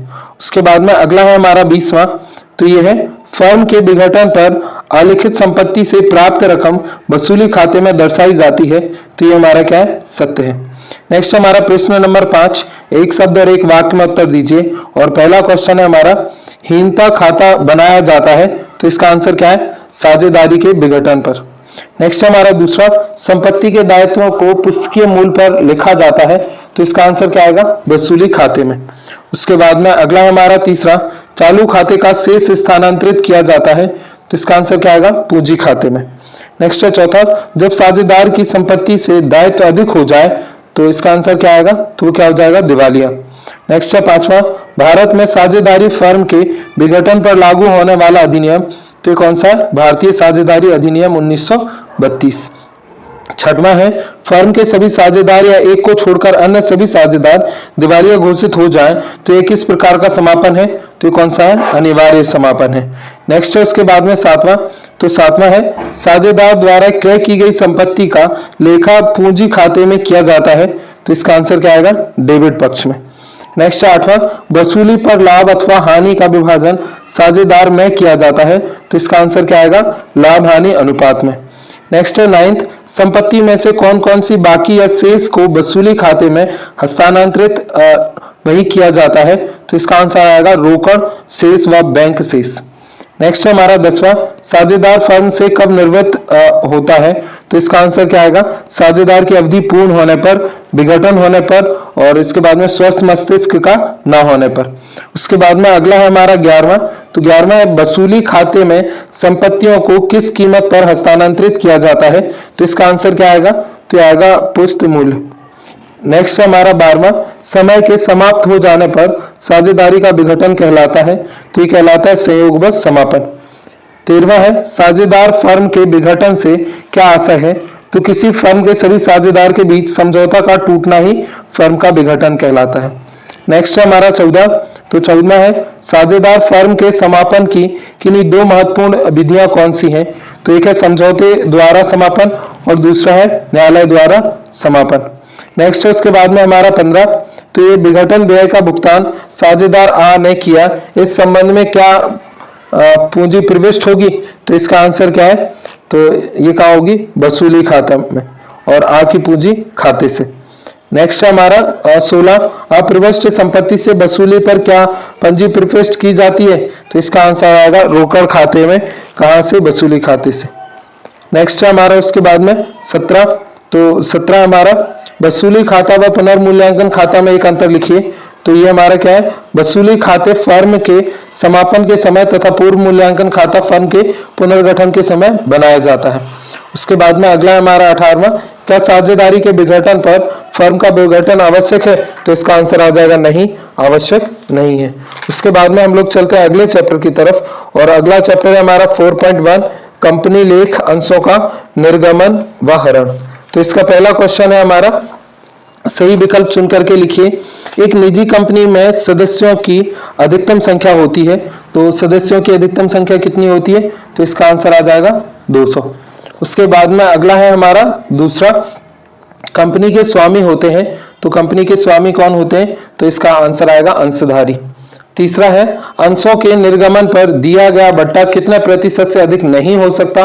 तो इसका आंसर क्या आएगा? तो यह आएगा 10%। चौथा है, अदत्त मांग पर सारणी आ के अनुसार कितने प्रतिशत वार्षिक ब्याज लिया जा सकता है? तो इसका आंसर क्या है? 5%। नेक्स्ट है पांचवा, तो यह है अग्रिम या याचना पर सारणी आ के अनुसार कितने प्रतिशत वार्षिक की दर से ब्याज देय होता है? तो इसका आंसर हमारा क्या आएगा? तो यह आ जाएगा हमारा 6%। नेक्स्ट है हमारा छठवां, तो यह ऐसे अंश जिन्हें लाभांश प्राप्ति तथा कंपनी के समापन पर पूंजी की वापसी का अधिकार पूर्वाधिकार अंशों के बाद होता है, उसे कहा जाता है। तो इसे क्या कहा जाता है? तो इसका आंसर आएगा समता अंश। सातवां है, जिन अंशों पर लाभांश की दर निश्चित होती है और जिन्हें समापन पर पूंजी की वापसी का पहला अधिकार होता है, वे अंश कहलाते हैं। तो वे अंश क्या कहलाते हैं? तो इसका आंसर आएगा पूर्वाधिकार अंश। आठवां है, वह पूंजी जिससे अधिक अंशों का निर्गमन नहीं किया जा सकता कहलाती है। तो इसका आंसर हमारा क्या आएगा? तो आएगा अधिकृत पूंजी। नेक्स्ट है नाइन्थ, तो यह जब निर्गमित अंशों की तुलना में अधिक अंशों के लिए आवेदन पत्र प्राप्त हो तो यह दशा कहलाती है। तो यह क्या कहलाती है? तो इसका आंसर आएगा अति अभिदान। नेक्स्ट है 10वां, निर्गमित पूंजी का वह भाग जिसकी प्राप्ति के बिना सार्वजनिक कंपनी अपने अंशों का आवंटन नहीं कर सकता कहलाता है। तो इसका आंसर हमारा क्या आएगा? तो ये हो जाएगा हमारा न्यूनतम अभिदान। नेक्स्ट है 11वां, तो ये समता अंशधारी है, तो इसका आंसर क्या आएगा? कंपनी के स्वामी। उसके बाद में अगला है 12वां, सारणी आ के अनुसार बकाया मांग पर ब्याज को प्रभार किया जाएगा। तो इसका आंसर हमारा क्या आएगा? तो आएगा 5%। उसके बाद में अगला है हमारा 13वां, तो यह अंशों का हरण किया जा सकता है। तो इसका आंसर हमारा क्या आएगा? तो आएगा बैंक ऋण में भुगतान की असमर्थता में। नेक्स्ट है 14, हरण किए गए अंशों को पुनर्निर्गमित करने के पश्चात अंशहरण खाते के शेष को हस्तांतरित किया जाएगा। तो इसका आंसर क्या आएगा? यह आएगा पूंजी शोधन आरक्षित रिजर्व में। इसके बाद में अगला है हमारा 15, तो यह कंपनी का वैधानिक स्तर है। तो इसका आंसर हमारा क्या आएगा? तो आएगा कृत्रिम व्यक्ति। 16 है, कंपनी अपनी पूंजी प्राप्त करती है। तो इसका आंसर हमारा क्या आएगा? यह आएगा अंशों का निर्गमन। 17 है, कंपनी के सदस्यों का दायित्व होता है। तो इसका आंसर हमारा क्या आएगा? तो आएगा सीमित। नेक्स्ट है हमारा 18वां, तो ये सार्वजनिक कंपनी का न्यूनतम व अधिकतम संख्या है। तो इसका आंसर क्या आ जाएगा? तो आ जाएगा 7वां असीमित। नेक्स्ट है हमारा उसके बाद में 19, तो 19 से सेबी की स्थापना हुई। तो ये कब हुई? तो 1988 में हुई। 20वां है, अंशहरण के अंशाधिकारी को नोटिस देना होगा। तो इसका आंसर क्या होगा? तो होगा 14 दिन का। 21 है, अंशहरण संबंधी लिखित सूचना अंशधारी को कितने दिन पूर्व देनी चाहिए? तो इसका आंसर क्या आएगा? 14 दिन पूर्व। नेक्स्ट है उसके बाद में 22, तो यह निर्गमित पूंजी का वह भाग जिसे अंश अधिकारी से कंपनी के समापन पर मांगा जाता है उसे कहते हैं। तो इसका आंसर क्या आएगा? तो आएगा संचित पूंजी। नेक्स्ट है 23, पूंजी संचय का प्रयोग किया जाता है। तो इसका आंसर क्या आएगा? तो आएगा पूंजीगत हानियों में। नेक्स्ट है 24, अंशों के हरण करने के समय यदि प्रीमियम राशि प्राप्त ना हो तो अंश प्रीमियम खाता तो क्या होगा? तो इसका आंसर आ जाएगा डेबिट करेंगे। नेक्स्ट है 25, अंशों पर प्राप्त राशि जब्त कर दोषी अंशधारी की कंपनी से सदस्यता समाप्त करना कहलाता है। तो इसका आंसर क्या आएगा? क्या कहलाता है? तो ये हो जाएगा हमारा अंशों का हरण। नेक्स्ट है हमारा 26, तो यह अंशहरण का प्रस्ताव किस सभा में पारित करने हेतु प्रस्तुत किया जाता है? तो इसका आंसर क्या आएगा? तो आ जाएगा लेनदारों की सभा। नेक्स्ट है उसके बाद में हमारा 27, तो यह हरण किए गए अंशों का अनेक अंकित मूल्य पर पुनर्निर्गमन को कहा जाता है। तो इसका आंसर क्या आएगा? अंशों का सम मूल्य पर निर्गमन। नेक्स्ट है 28, तो यह अंशहरण खाते का शेष चिट्ठे के दायित्व पक्ष में किस शीर्षक के अंतर्गत लिखा जाता है? तो इसका आंसर क्या आ जाएगा? तो ये हो जाएगा हमारा अंश पूंजी। नेक्स्ट है उसके बाद में हमारा 29, तो अवशिष्ट याचना पर सारणी ए के अनुसार ब्याज की दर होती है, तो कितनी होती है? तो इसका आंसर आएगा 6% वार्षिक। तीसरा है अंशों का हरण करते समय अंश पूंजी खाते को नामे किया जाता है, तो इसका आंसर क्या आएगा? तो आएगा मांगी गई राशि से।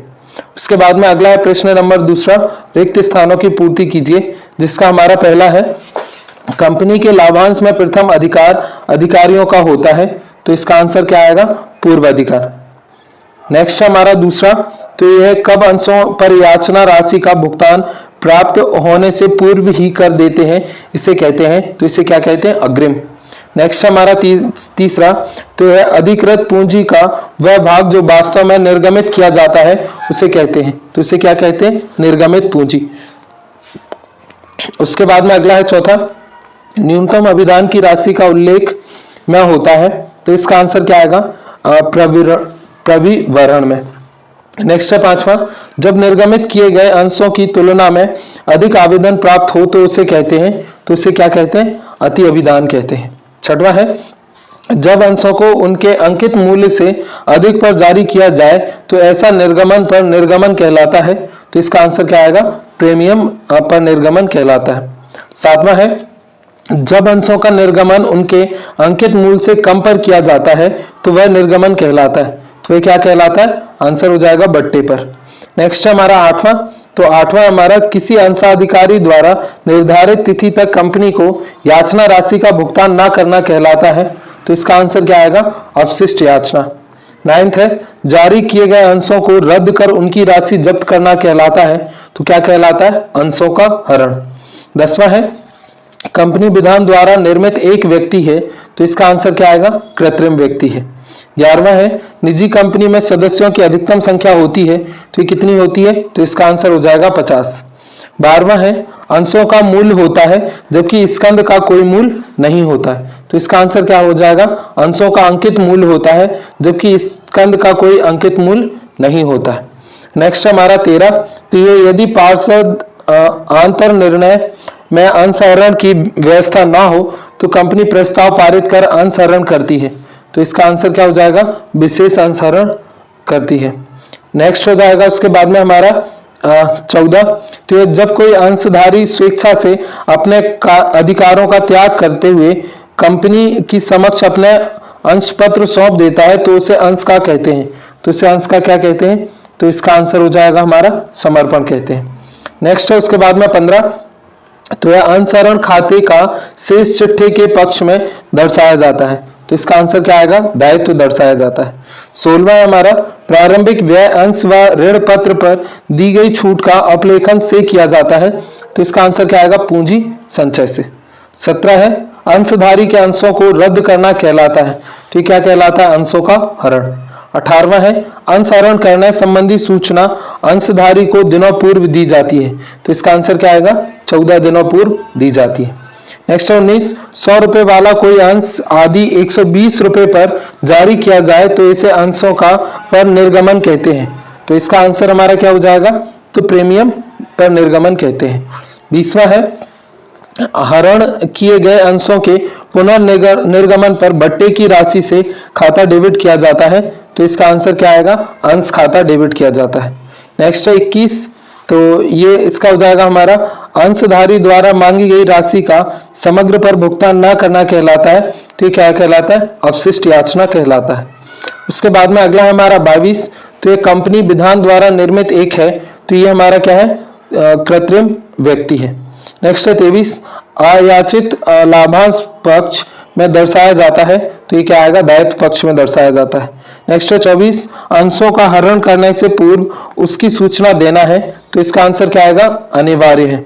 नेक्स्ट है 25, प्रतिभूति प्रीमियम प्रकृति का लाभ है, तो इसका आंसर क्या आएगा? प्रतिभूति प्रीमियम पूंजीगत प्रकृति का लाभ है।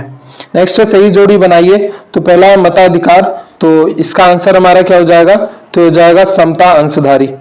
उसके बाद में नेक्स्ट है हमारा दूसरा लाभांश का पूर्व अधिकार, तो ये क्या हो जाएगा? हमारा पूर्व अधिकार अंशधारी।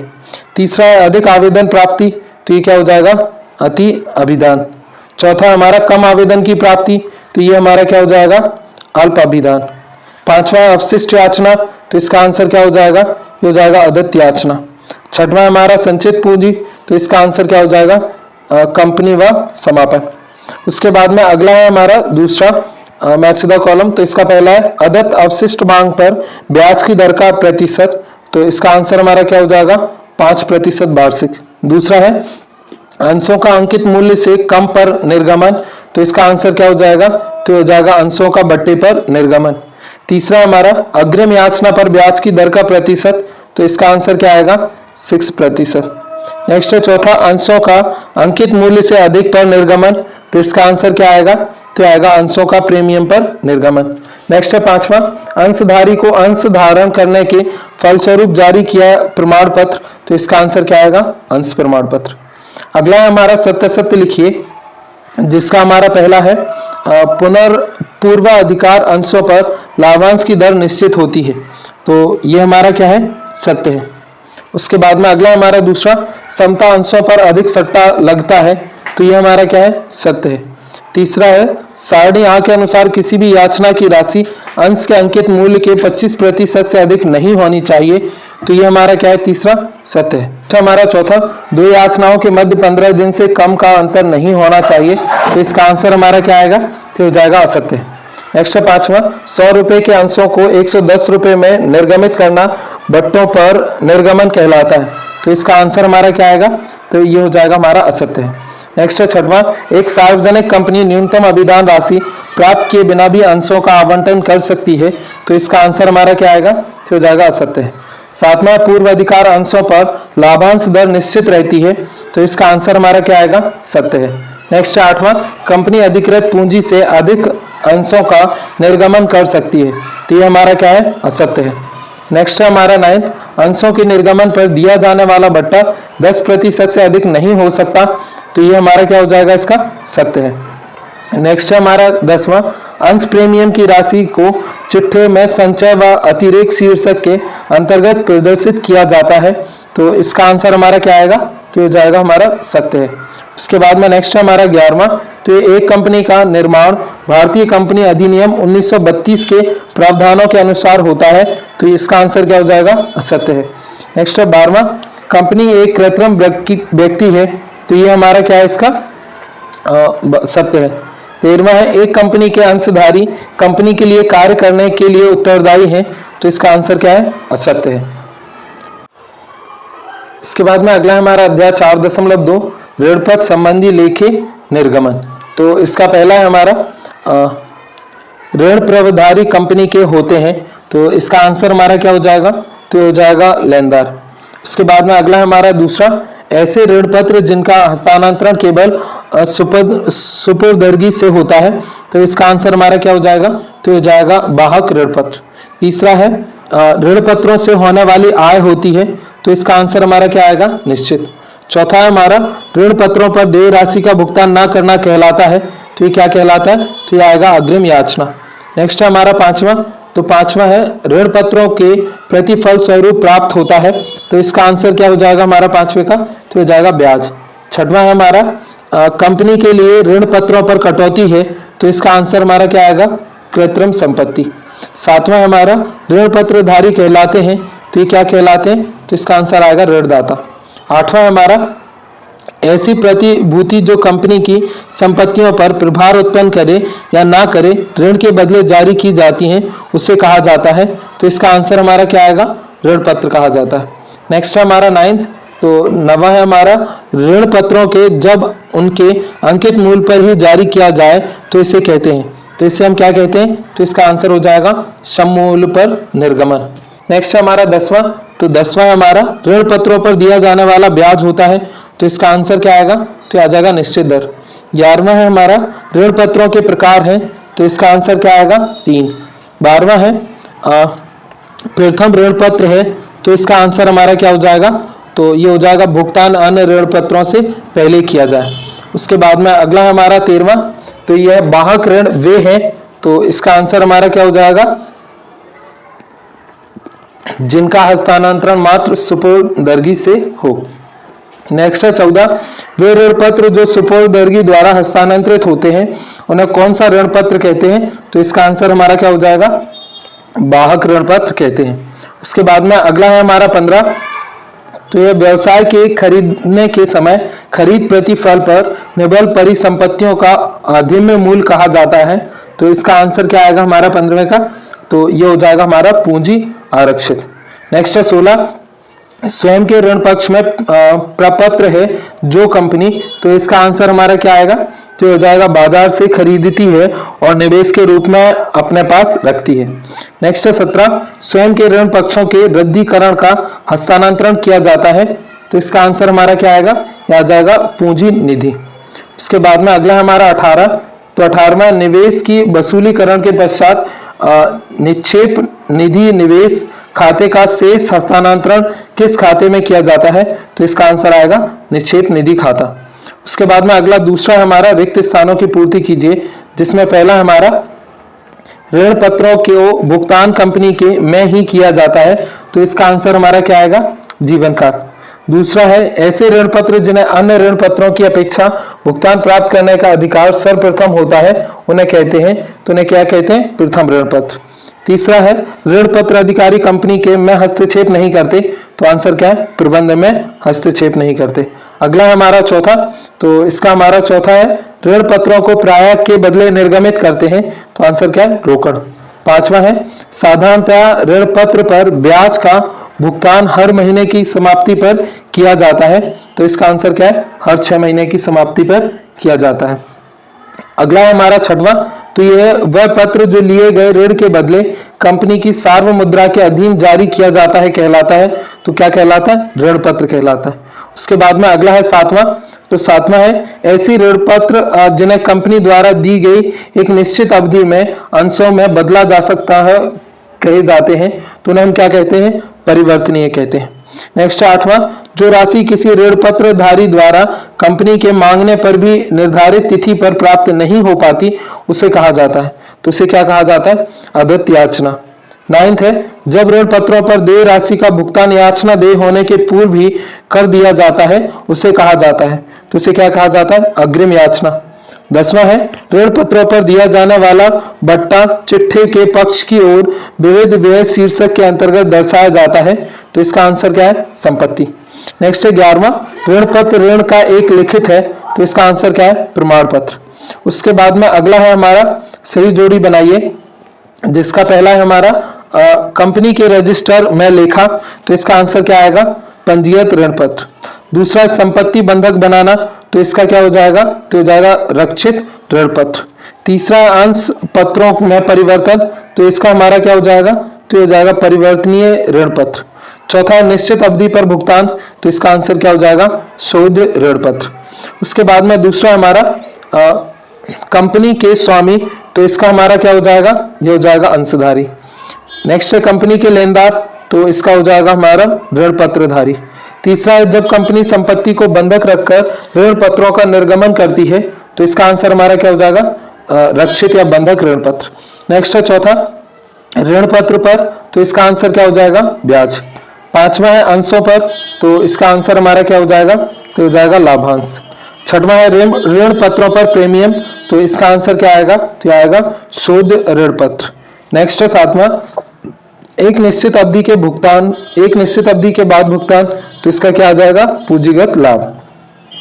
अगला है हमारा सत्य सत्य लिखिए, तो इसमें पहला है हमारा ऋण पत्रधारी कंपनी के स्वामी होते हैं, तो ये हमारा क्या हो जाएगा, असत्य हो जाएगा। उसके बाद में दूसरा है ऋण पत्रधारी जो एक निश्चित दर से ब्याज प्राप्त होता है, तो ये हमारा क्या हो जाएगा, सत्य हो जाएगा।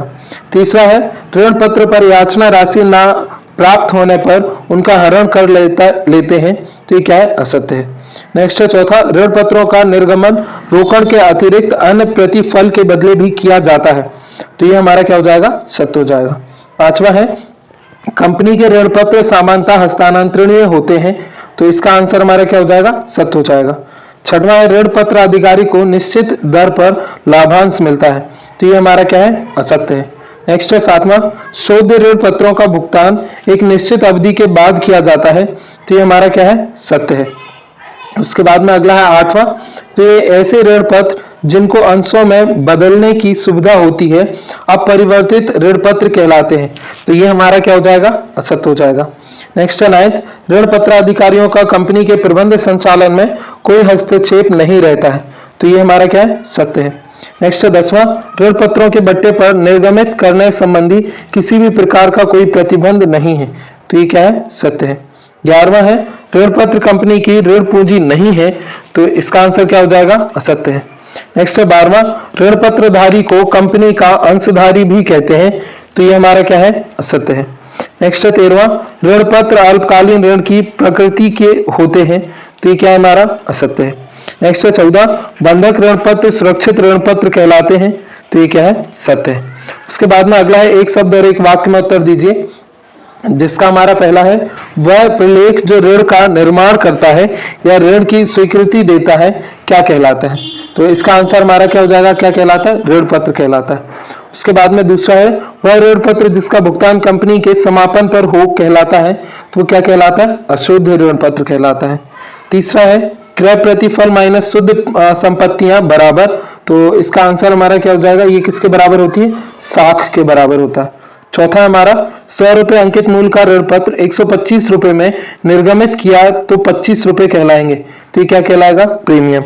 नेक्स्ट है 5वां, वे ऋण पत्र जिनका कंपनी के रजिस्टर में नाम दर्ज होता है उन्हें क्या कहा जाता है। तो उन्हें क्या कहा जाता है, पंजीयत ऋण पत्र।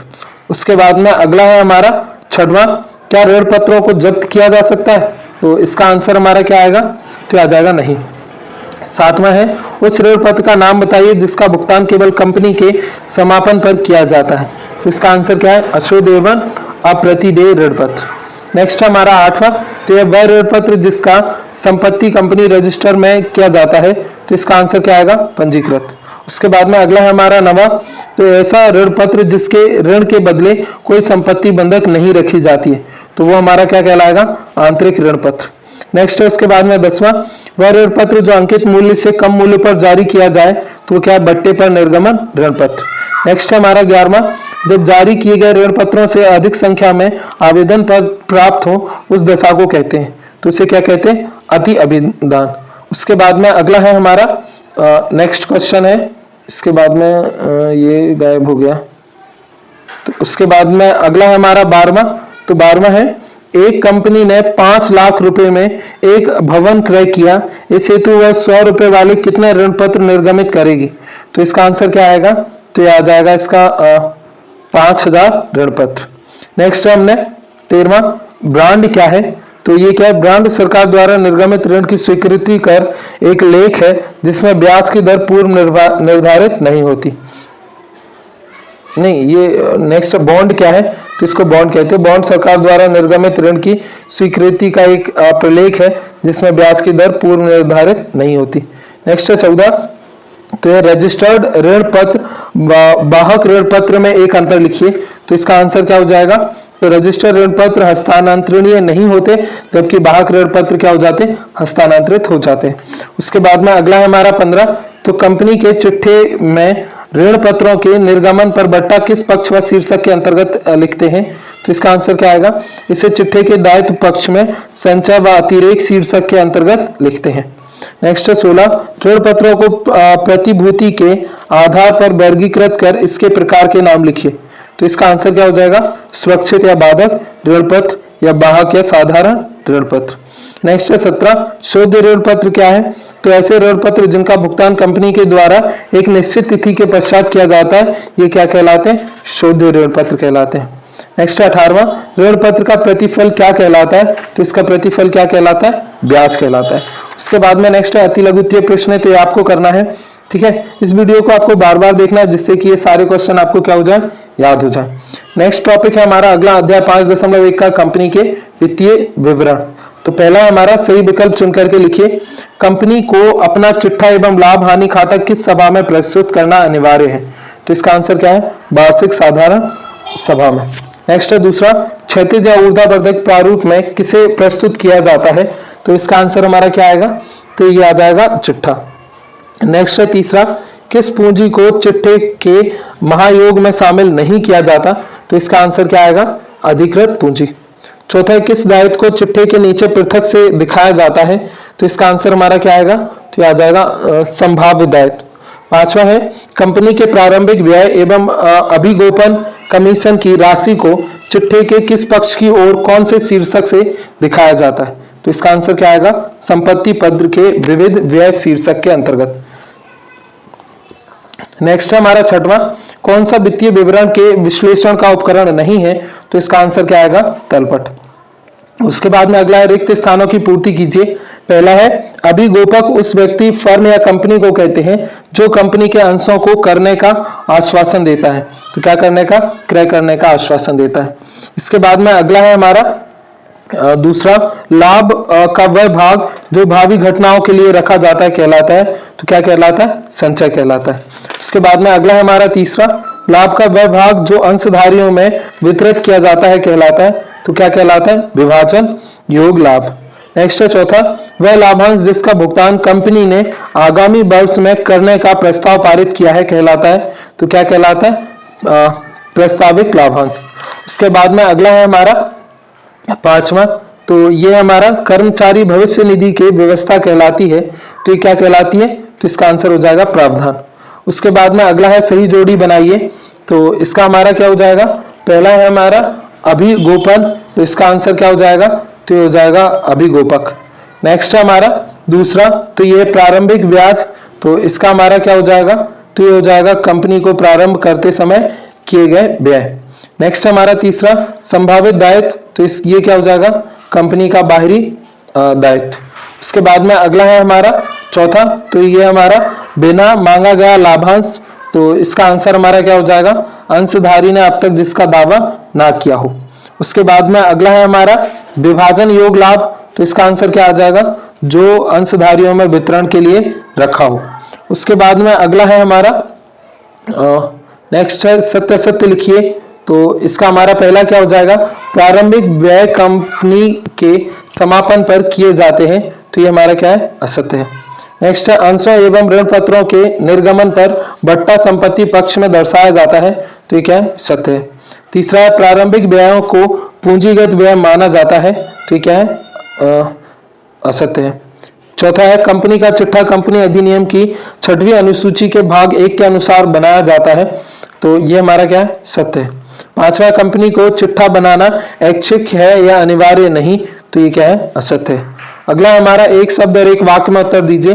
पहला है वह पूंजी जिससे अधिक अंशों का निर्गमन कंपनी नहीं कर सकती, तो इसका आंसर क्या हो जाएगा, अधिकृत पूंजी। दूसरा है कंपनी को प्रतिस्थापित करने वाले व्यक्ति, तो ये क्या कहलाते हैं, प्रवर्तक। नेक्स्ट है तीसरा, वह पूंजी जिसे कंपनी ने प्राप्त कर लिया हो, तो इसका आंसर हमारा क्या आएगा, तो इसको कहते हैं हम लोग चुकता पूंजी। चौथा, कंपनी का चिट्ठा कंपनी की किस स्थिति या दशा का चित्रण प्रस्तुत करता है, तो इसका आंसर क्या आएगा, सच्चा एवं उचित। उसके बाद में अगला है पांचवा, अभिगोपन कमीशन किस प्रकार का व्यय है, तो इसका आंसर क्या आएगा, अस्थगित आगमन व्यय। नेक्स्ट है छठवां, कंपनी के कौन से 2 मूलभूत वित्तीय विवरण है, तो पहला है आय विवरण या लाभ हानि विवरण और दूसरा है स्थिति विवरण। नेक्स्ट है सातवां, गैर चालू संपत्ति से क्या अर्थ है, तो ऐसी संपत्ति जो 1 वर्ष से अधिक के लिए रखी जाती है और उसे गैर चालू संपत्ति कहते हैं। आठवां हमारा चालू दायित्व के 2 उदाहरण लिखिए, तो इसके 2 उदाहरण कौन कौन से हैं, तो ये विधि लेनदार देय विपत्र। 9th है आकस्मिक दायित्व क्या है, तो ऐसे दायित्व जिनका होना या ना होना भविष्य की किसी घटना पर निर्भर करता है, आकस्मिक दायित्व कहलाते हैं। 10वां है प्रावधान शीर्षक के अंतर्गत कोई 2 मदों के नाम लिखिए, तो कौन कौन सा है, करों के लिए प्रावधान और दूसरा लाभांश के लिए प्रावधान। उसके बाद में ये अति लघु उत्तरीय प्रश्न है, तो ये अभी आपको करना है, अगर आप कमेंट करोगे तो हम लोग आपको नेक्स्ट वीडियो में बता देंगे। नेक्स्ट है हमारा दूसरा 5.2 5वें अध्याय का, तो ये वित्तीय विवरणों का विश्लेषण। इसमें पहला हमारा सही विकल्प चुन करके लिखिए, किस वित्तीय विश्लेषण में 2 या 2 से अधिक वर्गों के आंकड़ों को तुलनात्मक अध्ययन के लिए साथ लिखा जाता है, तो इसका आंसर हमारा क्या आएगा, ये आएगा क्षैतिज विश्लेषण। नेक्स्ट है दूसरा, एक संख्या से दूसरी संख्या की तुलना करने वाला विश्लेषण कहलाता है जो संबंधों को व्यक्त करता है, तो इसका आंसर आएगा अनुपात। तीसरा है समविच्छेद बिंदु विश्लेषण स्पष्ट करता है, तो इसका आंसर क्या आएगा, ना लाभ और ना हानि को। चौथा है रोकड़ में हुए परिवर्तनों के कारण का विश्लेषण है, तो इसका आंसर क्या हो जाएगा, तो हो जाएगा रोकड़ प्रवाह विश्लेषण। नेक्स्ट है पांचवा, वित्तीय विवरणों के विश्लेषण का प्रमुख उद्देश्य है, तो इसका आंसर क्या आएगा, लाभदायकता का ज्ञान प्राप्त करना। अगला है रिक्त स्थानों की पूर्ति कीजिए, तो पहला है वह बिंदु जिस पर कुल लागत कुल आगम के बराबर हो कहलाता है, तो क्या कहलाता है, सम विच्छेद बिंदु। नेक्स्ट है दूसरा, वर्ष के दौरान कार्यशील पूंजी में हुए परिवर्तन को स्पष्ट करने वाला विश्लेषण कहलाता है, तो क्या कहलाता है, कोष प्रवाह विश्लेषण। नेक्स्ट है तीसरा, चालू संपत्तियों का चालू दायित्व का आधिक्य पूंजी कहलाती है, तो क्या कहलाती है, कार्यशील पूंजी कहलाती है। नेक्स्ट है उसके बाद में हमारा चौथा, तो ये है वित्तीय विवरणों में केवल एक ऐसी सूचनाओं को शामिल किया जाता है जिनको में व्यक्त किया जा सकता है, तो इसका आंसर क्या आएगा, मुद्रा में व्यक्त किया जा सकता है। नेक्स्ट है पांचवा, वित्तीय विश्लेषण की वह तकनीकी जो विभिन्न वर्षों में मदों के परिवर्तन की प्रवृत्ति के प्रतिशत में व्यक्त करती है कहलाती है, तो इसका आंसर क्या आएगा, तो आ जाएगा प्रवृत्ति विश्लेषण। नेक्स्ट है छठवां, आदर्श चल अनुपात माना जाता है, तो ये क्या माना जाता है, 2:1। सातवां है अनुपात विश्लेषण के दो मदों के मध्य संबंध के अभिव्यक्त करता है, तो इसका आंसर क्या है, संख्यात्मक। उसके बाद में अगला है हमारा सही जोड़ी बनाइए, जिसका पहला है हमारा अनुपात विश्लेषण, तो इसका आंसर हमारा क्या हो जाएगा, तो हो जाएगा संख्यात्मक व तुलनात्मक अध्ययन से। दूसरा है कोष प्रवाह विश्लेषण, तो आ जाएगा कार्यशील पूंजी में हुए परिवर्तनों को प्रकट करना। उसके बाद में अगला है हमारा तीसरा, तो ये रोकड़ स्रोतों एवं रोकड़ उपयोग पर प्रकाश डालना, तो इसका हो जाएगा रोकड़ प्रवाह विश्लेषण। चौथा है वह बिंदु जिस पर ना लाभ होता हो और ना हानि, तो इसका क्या हो जाएगा, सम विच्छेद बिंदु। पांचवा विभिन्न मदों की प्रवृत्ति को प्रतिशत में व्यक्त करना, तो ये क्या हो जाएगा, प्रवृत्ति विश्लेषण। नेक्स्ट हमारा सत्य सत्य लिखिए, तो इसका पहला है तरलता अनुपात का अभिप्राय चालू परिसंपत्तियों तथा चालू दायित्वों के मध्य संबंध स्थापित करना है, तो ये क्या हमारा सत्य है। दूसरा कोष प्रवाह विश्लेषण कार्यशील पूंजी में हुए परिवर्तनों को प्रकट नहीं करता, तो ये हमारा क्या है, असत्य है।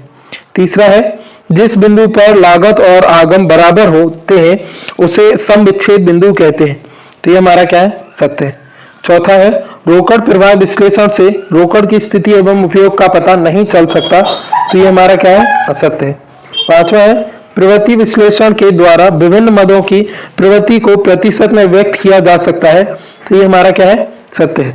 नेक्स्ट है छठवां, चालू संपत्तियों एवं चालू दायित्वों के बीच आदर्श अनुपात 2:1 है, तो ये हमारा क्या है, सत्य है। नेक्स्ट है सातवां, वित्तीय विश्लेषण के एवं लेनदारों द्वारा प्रयोग में लाए जाते हैं, तो ये क्या है, असत्य है।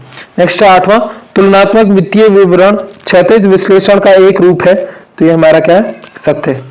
उसके बाद में नेक्स्ट है एक शब्द और एक वाक्य में उत्तर दीजिए, जिसका पहला है किसी विशेष अवधि पर वित्तीय विवरणों का पुनर्अवलोकन एवं विश्लेषण की विधि है, तो क्या है, लंबवत विश्लेषण। दूसरा है क्षैतिज विश्लेषण को किस और विश्लेषण के नाम से जाना जाता है, तो इसको क्या कहते हैं, गतिशील विश्लेषण।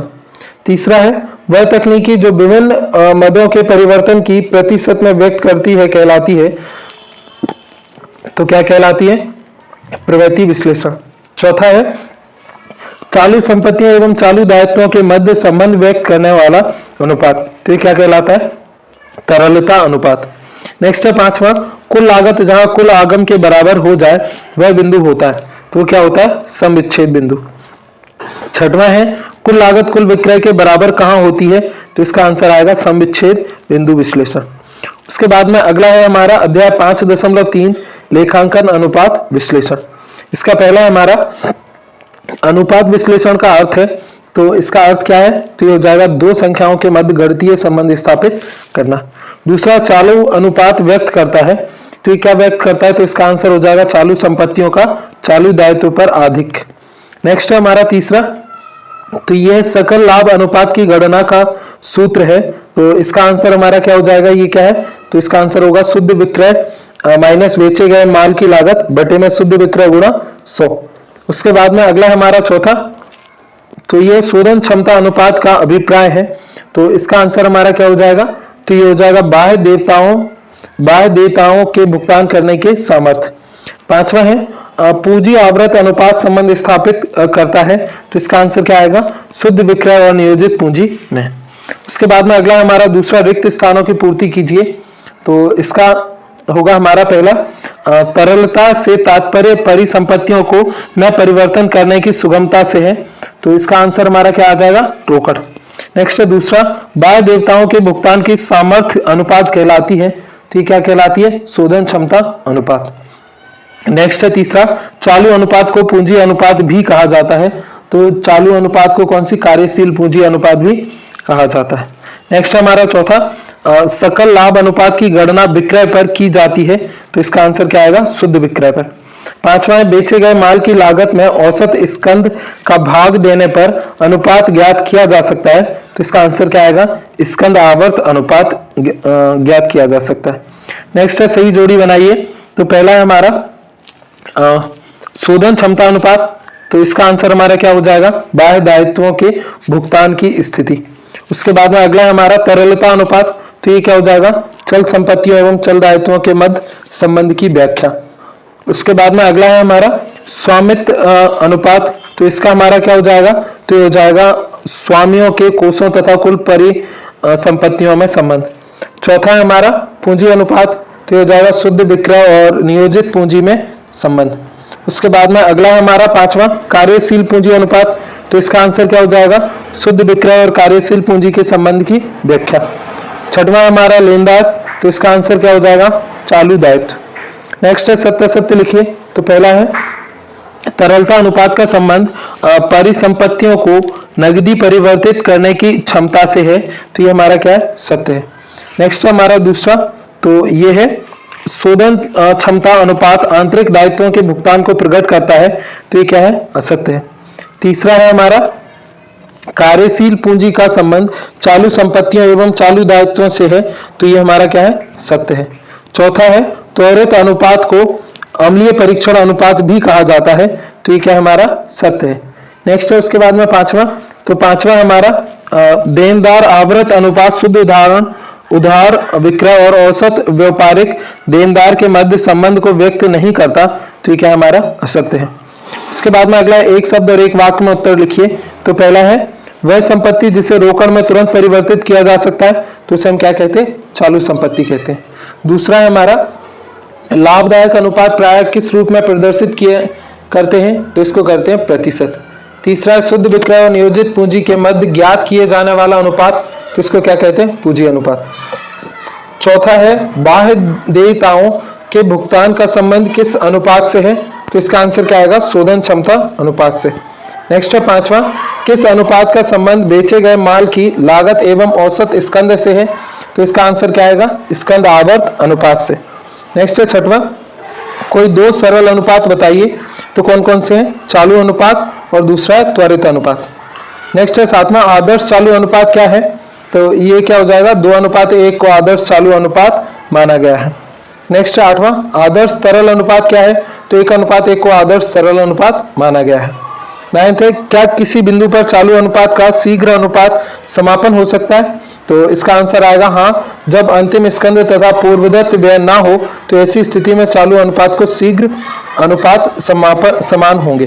नेक्स्ट है हमारा 10वां, तो यह स्वामित्व अनुपात क्या सूचित करता है, तो स्वामित्व अनुपात कुल संपत्तियों तथा असंधारक कोष का अनुपात व्यक्त करता है। इसके बाद में अगला हमारा और आखिरी अध्याय हमारा 6, जो है रोकड़ प्रवाह वितरण।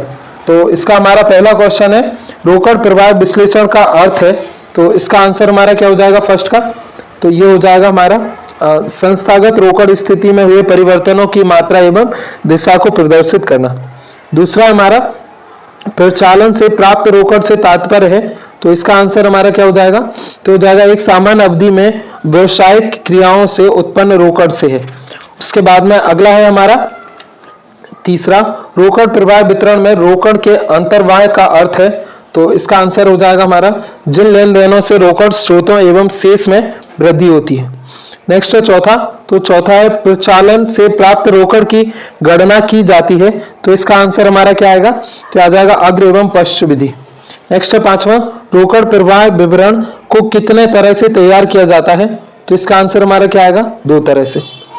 उसके बाद में अगला है छठवां, रोकड़ बहाव विवरण तैयार करना एवं प्रस्तुत करना अनिवार्य है, तो इसका आंसर हमारा क्या आएगा, समस्त सूचीबद्ध कंपनियों के लिए। नेक्स्ट है सातवां, रोकड़ बाह्य विवरण तैयार किया जाता है, तो इसका आंसर हमारा क्या आएगा, प्रत्येक कंपनी द्वारा। उसके बाद में अगला है हमारा आठवां, रोकड़ बाह्य विवरण में दर्शाया जाता है, तो इसका आंसर हमारा क्या आएगा, तो इसका आंसर आ जाएगा रोकड़ का स्टॉक एवं रोकड़ का उपयोग।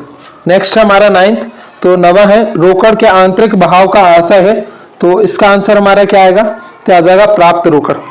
उसके बाद में अगला है हमारा 10वां, तो रोकड़ प्रवाह विवरण संबंधित है, तो इसका आंसर हमारा क्या आएगा, तो आ जाएगा लेखांक प्रमाप 3 से। उसके बाद में अगला हमारा दूसरा, रिक्त स्थानों की पूर्ति कीजिए, जिसमें पहला है, वह विवरण जो चालू संपत्तियों एवं चालू दायित्व के अंतर को स्पष्ट करता है कहलाता है, तो इसका आंसर हमारा क्या हो जाएगा, तो हो जाएगा कोष प्रवाह विवरण कहलाता है। नेक्स्ट हमारा दूसरा, वह स्थिति जिसमें रोकड़ के अंतर्गत एवं बहिर्बाह्य के परिवर्तन की दशा दर्शाई जाती है कहलाता है, तो क्या कहलाता है, रोकड़ प्रवाह वितरण कहलाता है। तीसरा, जिन लेन देनों से व्यवसायिक रोकड़ के शेष में कमी आती है वह स्थिति कहलाती है, तो वह क्या कहलाती है, बहिर्वाह। नेक्स्ट है चौथा, स्थिति में व्यवसायिक रोकड़ के शेष में वृद्धि होती है, तो इसका आंसर क्या आएगा हमारा, अंतर्वाह। उसके बाद में अगला है हमारा पांचवा, तो पांचवा है, रोकड़ प्रवाह विवरण क्रमों में तैयार किया जाता है, तो इसका आंसर क्या आएगा, 3 क्रमों में तैयार किया जाता है। उसके बाद में अगला है हमारा छठवां, लेनदार कंपनी के होते हैं, तो इसका आंसर क्या आएगा, लेनदार कंपनी के क्या होते हैं, दायित्व होते हैं। नेक्स्ट हमारा सातवां, ऋण की वसूली को क्रिया में शामिल किया जाता है, तो किसमें किया जाता है, वित्तीय क्रिया में शामिल किया जाता है। नेक्स्ट आठवां, रोकड़ बाह्य विवरण दर्शाता है रोकड़ तथा रोकड़ तुल्य में परिवर्तन, तो इसका आंसर क्या आएगा, ऐतिहासिक परिवर्तन। नेक्स्ट हमारा 9, तो 9 है हमारा, पूर्तिकर्ताओं से स्टॉक का क्रय क्रिया में शामिल किया जाता है, तो इसका आंसर क्या आएगा, संचालन। नेक्स्ट है 10वां, तीसरे पक्ष को दिए गए ऋण का अग्रिम रोकड़ बहाव में शामिल होता है, तो इसका आंसर क्या आएगा, वित्तीय कृतियां रोकड़ बहाव में शामिल होता है। नेक्स्ट है 11वां, वित्तीय विवरणों के साथ रोकड़ बहाव विवरण तैयार करना तथा प्रस्तुत करना प्रतिवर्ष कंपनियों के लिए अनिवार्य होता है, तो इसका आंसर क्या आएगा, सूचीबद्ध प्रस्तुत करना कंपनियों के लिए क्या होता है, अनिवार्य होता है। नेक्स्ट है 12वां, पूर्व अधिकारी अंशों का शोधन क्रिया कहलाती है, तो क्या कहलाती है, वित्तीय क्रिया कहलाती है। नेक्स्ट है 13वां, रोकड़ बहाव विवरण में रोकड़ का आंतरिक बहाव तथा रोकड़ का बहाव दोनों शामिल होते हैं, तो रोकड़ का बाह्य बहाव दोनों शामिल होते हैं। 14 है, मशीनरी का क्रय एक प्रकार का विनियोग संबंधी क्रिया है, ठीक है, विनियोग संबंधी मशीनरी का क्रय एक प्रकार का विनियोग संबंधी क्रिया है। 15 है, रोकड़ बहाव में सम्मिलित क्रियाएं हैं संचालन क्रिया, विनियोग क्रिया तथा क्रिया, तो कौन सी है, वित्तीय क्रिया। उसके बाद में अगला है हमारा 16वां, संचालन क्रिया व्यवसायिक उपक्रम की क्रियाएं मानी जाती हैं, तो क्या है, प्रमुख क्रियाएं मानी जाती हैं। 17वां है, स्थायी संपत्तियों पर होने वाले पूंजी लाभ को व्यवसायिक उपक्रम की क्रियाओं में शामिल किया जाता है, तो इसका आंसर क्या आएगा, विनियोग संबंधी क्रियाओं में शामिल किया जाता है। नेक्स्ट है तीसरा, सही जोड़ी बनाइए, तो पहला हमारा रोकड़ में वृद्धि, तो इसका आंसर हो जाएगा रोकड़ का अंतर्वाह। दूसरा रोकड़ में कमी, तो इसका हो जाएगा रोकड़ का बहिर्वाह। तीसरा कार्यशील पूंजी में हुए परिवर्तनों का अध्ययन, तो इसका हो जाएगा हमारा कोष प्रवाह विश्लेषण। चौथा है केवल रोकड़ स्थिति में हुए परिवर्तन की दिशा, तो इसका हो जाएगा हमारा रोकड़ प्रवाह विश्लेषण। पांचवा है प्रचालन से प्राप्त रोकड़ की गणना, तो इसका हो जाएगा गैर प्रचालन मदों को छोड़ दिया जाना। नेक्स्ट है सही जोड़ी बनाइए दूसरी, तो यह रोकड़ के आंतरिक बहाव का अर्थ है, तो इसका आंसर हमारा क्या हो जाएगा, तो ये हो जाएगा रोकड़ों तथा रोकड़ तुल्य की प्राप्तियां। दूसरा है ऋण पत्रों का निर्गमन, तो इसका आंसर क्या आएगा, एक प्रकार की विनियोग संबंधी क्रिया। तीसरा है संचालन क्रियाएं होती हैं, तो इसका आंसर हमारा क्या हो जाएगा, स्वामी की पूंजी तथा व्यवसाय के ऋण के आकार एवं संरचना में परिवर्तन। चौथा है पूर्वाधिकारी अंशों का शोधन, तो इसका आंसर क्या होगा, तो इसका आंसर होगा एक प्रकार की वित्तीय क्रिया। पांचवा स्थायी संपत्ति का क्रय, तो इसका आंसर क्या होगा, एक प्रकार की विनियोग क्रिया। नेक्स्ट है सही जोड़ी बनाइए, तो ये तीसरी सही जोड़ी है, तो इसमें लाभांश के भुगतान को, तो इसका आंसर हमारा क्या हो जाएगा, तो ये हो जाएगा हमारा विनियोग संबंध क्रिया को शामिल किया जाता है। दूसरा रोकड़ बहाव विवरण है निश्चित अवधि में, तो इसका आंसर क्या आएगा, तो आएगा प्राप्त रोकड़ तथा भुगतान की गई रोकड़। तीसरा हमारा आयकर का भुगतान एक प्रकार, तो इसका आंसर क्या हो जाएगा, संचालन क्रिया। चौथा हमारा वित्तीय क्रियाओं का परिणाम होता है, तो इसका आंसर क्या हो जाएगा, स्वामी की पूंजी तथा व्यवसाय के ऋण के आकार एवं संरचना में परिवर्तन। पांचवा रोकड़ बहाव विवरण तैयार करना तथा प्रस्तुत करना अनिवार्य है, तो इसका आंसर क्या हो जाएगा, समस्त सूचीबद्ध कंपनियों के लिए। नेक्स्ट है सत्यासत्य लिखिए, जिसका पहला है हमारा लेखांक वर्ष के दौरान परिणाम शुद्ध लाभ कहलाता है, तो ये क्या हमारा सत्य है। उसके बाद में अगला है हमारा दूसरा रोकड़ प्रवाह विश्लेषण का उपयोग रोकड़ में परिवर्तन की दशा एवं दिशा दोनों का ज्ञान नहीं करता, तो ये हमारा क्या हो जाएगा, असत्य हो जाएगा। उसके बाद में अगला है हमारा तीसरा व्यवसाय कार्यशील पूंजी की स्थिति का अनुमान रोकड़ प्रवाह विश्लेषण से लगाया जा सकता है, तो ये हमारा क्या है, असत्य है। नेक्स्ट हमारा पांचवा प्रचालन से प्राप्त रोकड़ व्यवसायिक क्रियाओं के कारण उत्पन्न रोकड़ का परिणाम है, तो ये हमारा क्या है, सत्य है। पांचवा है एकल स्तंभीय रोकड़ प्रवाह प्रारूप में रोकड़ के अंतर्वाह को जोड़ा जाता है, तो ये क्या है, सत्य है। उसके बाद में नेक्स्ट है हमारा इसका सत्य सत्य का सेकंड कि सत्य सत्य लिखिए, तो इसका भी देख लेते हैं। पूर्व अधिकारियों अंशों के शोधन को संचालन क्रिया में शामिल किया जाता है, तो ये क्या है, असत्य है। नेक्स्ट है हमारा दूसरा रोकड़ का आंतरिक बहाव रोकड़ का भुगतान होता है, तो ये क्या है, असत्य है। तीसरा है भूमि तथा भवन की बिक्री विनियोग संबंधी क्रिया होती है, तो ये हमारा क्या है, असत्य है। चौथा है हमारा संचालन क्रियाएं व्यवसायिक उपक्रमों के प्रमुख क्रियाएं नहीं होती हैं, तो ये क्या हो जाएगा, असत्य है। नेक्स्ट है पांचवा आयकर की वापसी को संचालन क्रिया में लिया जाता है, तो ये क्या है, सत्य है। छठवां लाभांश का भुगतान एक वित्तीय क्रिया है, तो ये क्या है, सत्य है। उसके बाद में अगला है एक शब्द और एक वाक्य में उत्तर दीजिए।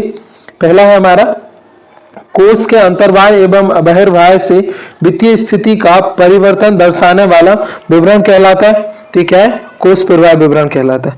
दूसरा रोकड़ स्थिति में परिवर्तन को दर्शाने वाला विवरण है, तो क्या रोकड़ प्रवाह विवरण। तीसरा हमारा व्यवसायिक क्रियाओं के कारण उत्पन्न हुए रोकड़ कहलाती है, तो क्या कहलाती है, प्रचालन से प्राप्त रोकड़। चौथा है रोकड़ के अतिरिक्त अन्य प्रतिफल के बदले अंशों के ऋण पत्रों के निर्गमन तथा अंशों एवं ऋण पत्रों के निर्गमन के विरुद्ध रोकड़ प्रवाह में दर्शाई जाने वाली संपत्तियां कहलाती हैं, तो क्या कहलाती हैं, गैर चालू संपत्तियां। पांचवा किस विवरण का संबंध कार्यशील पूंजी के प्रत्येक घटक से होता है, तो इसका आंसर क्या आएगा, कोष प्रवाह विवरण से। उसके बाद में अगला एक शब्द और एक वाक्य में उत्तर लिखिए। पहला हमारा क्या है, ऋण पत्रों का निर्गमन का संबंध किस क्रिया से होता है, तो आंसर आएगा वित्तीय क्रिया से। दूसरा लाभांश का भुगतान किस प्रकार क्रिया है, तो कौन सी वित्तीय क्रिया है। तीसरा है आयकर की वापसी को क्या संचालन क्रिया का अंग माना जाता है, तो ये क्या है, हाँ माना जाता है। चौथा हमारा मशीनरी का क्रय किस क्रिया के अंतर्गत आता है, तो ये किसके आता है, विनियोजन क्रिया के। नेक्स्ट है हमारा पांचवा भारतीय चार्टेड अकाउंटेंट संस्थान द्वारा रोकड़ बहाव विवरण के संबंध में कौन सा लेखांक मानक जारी किया गया है, तो कौन सा, मानक 3।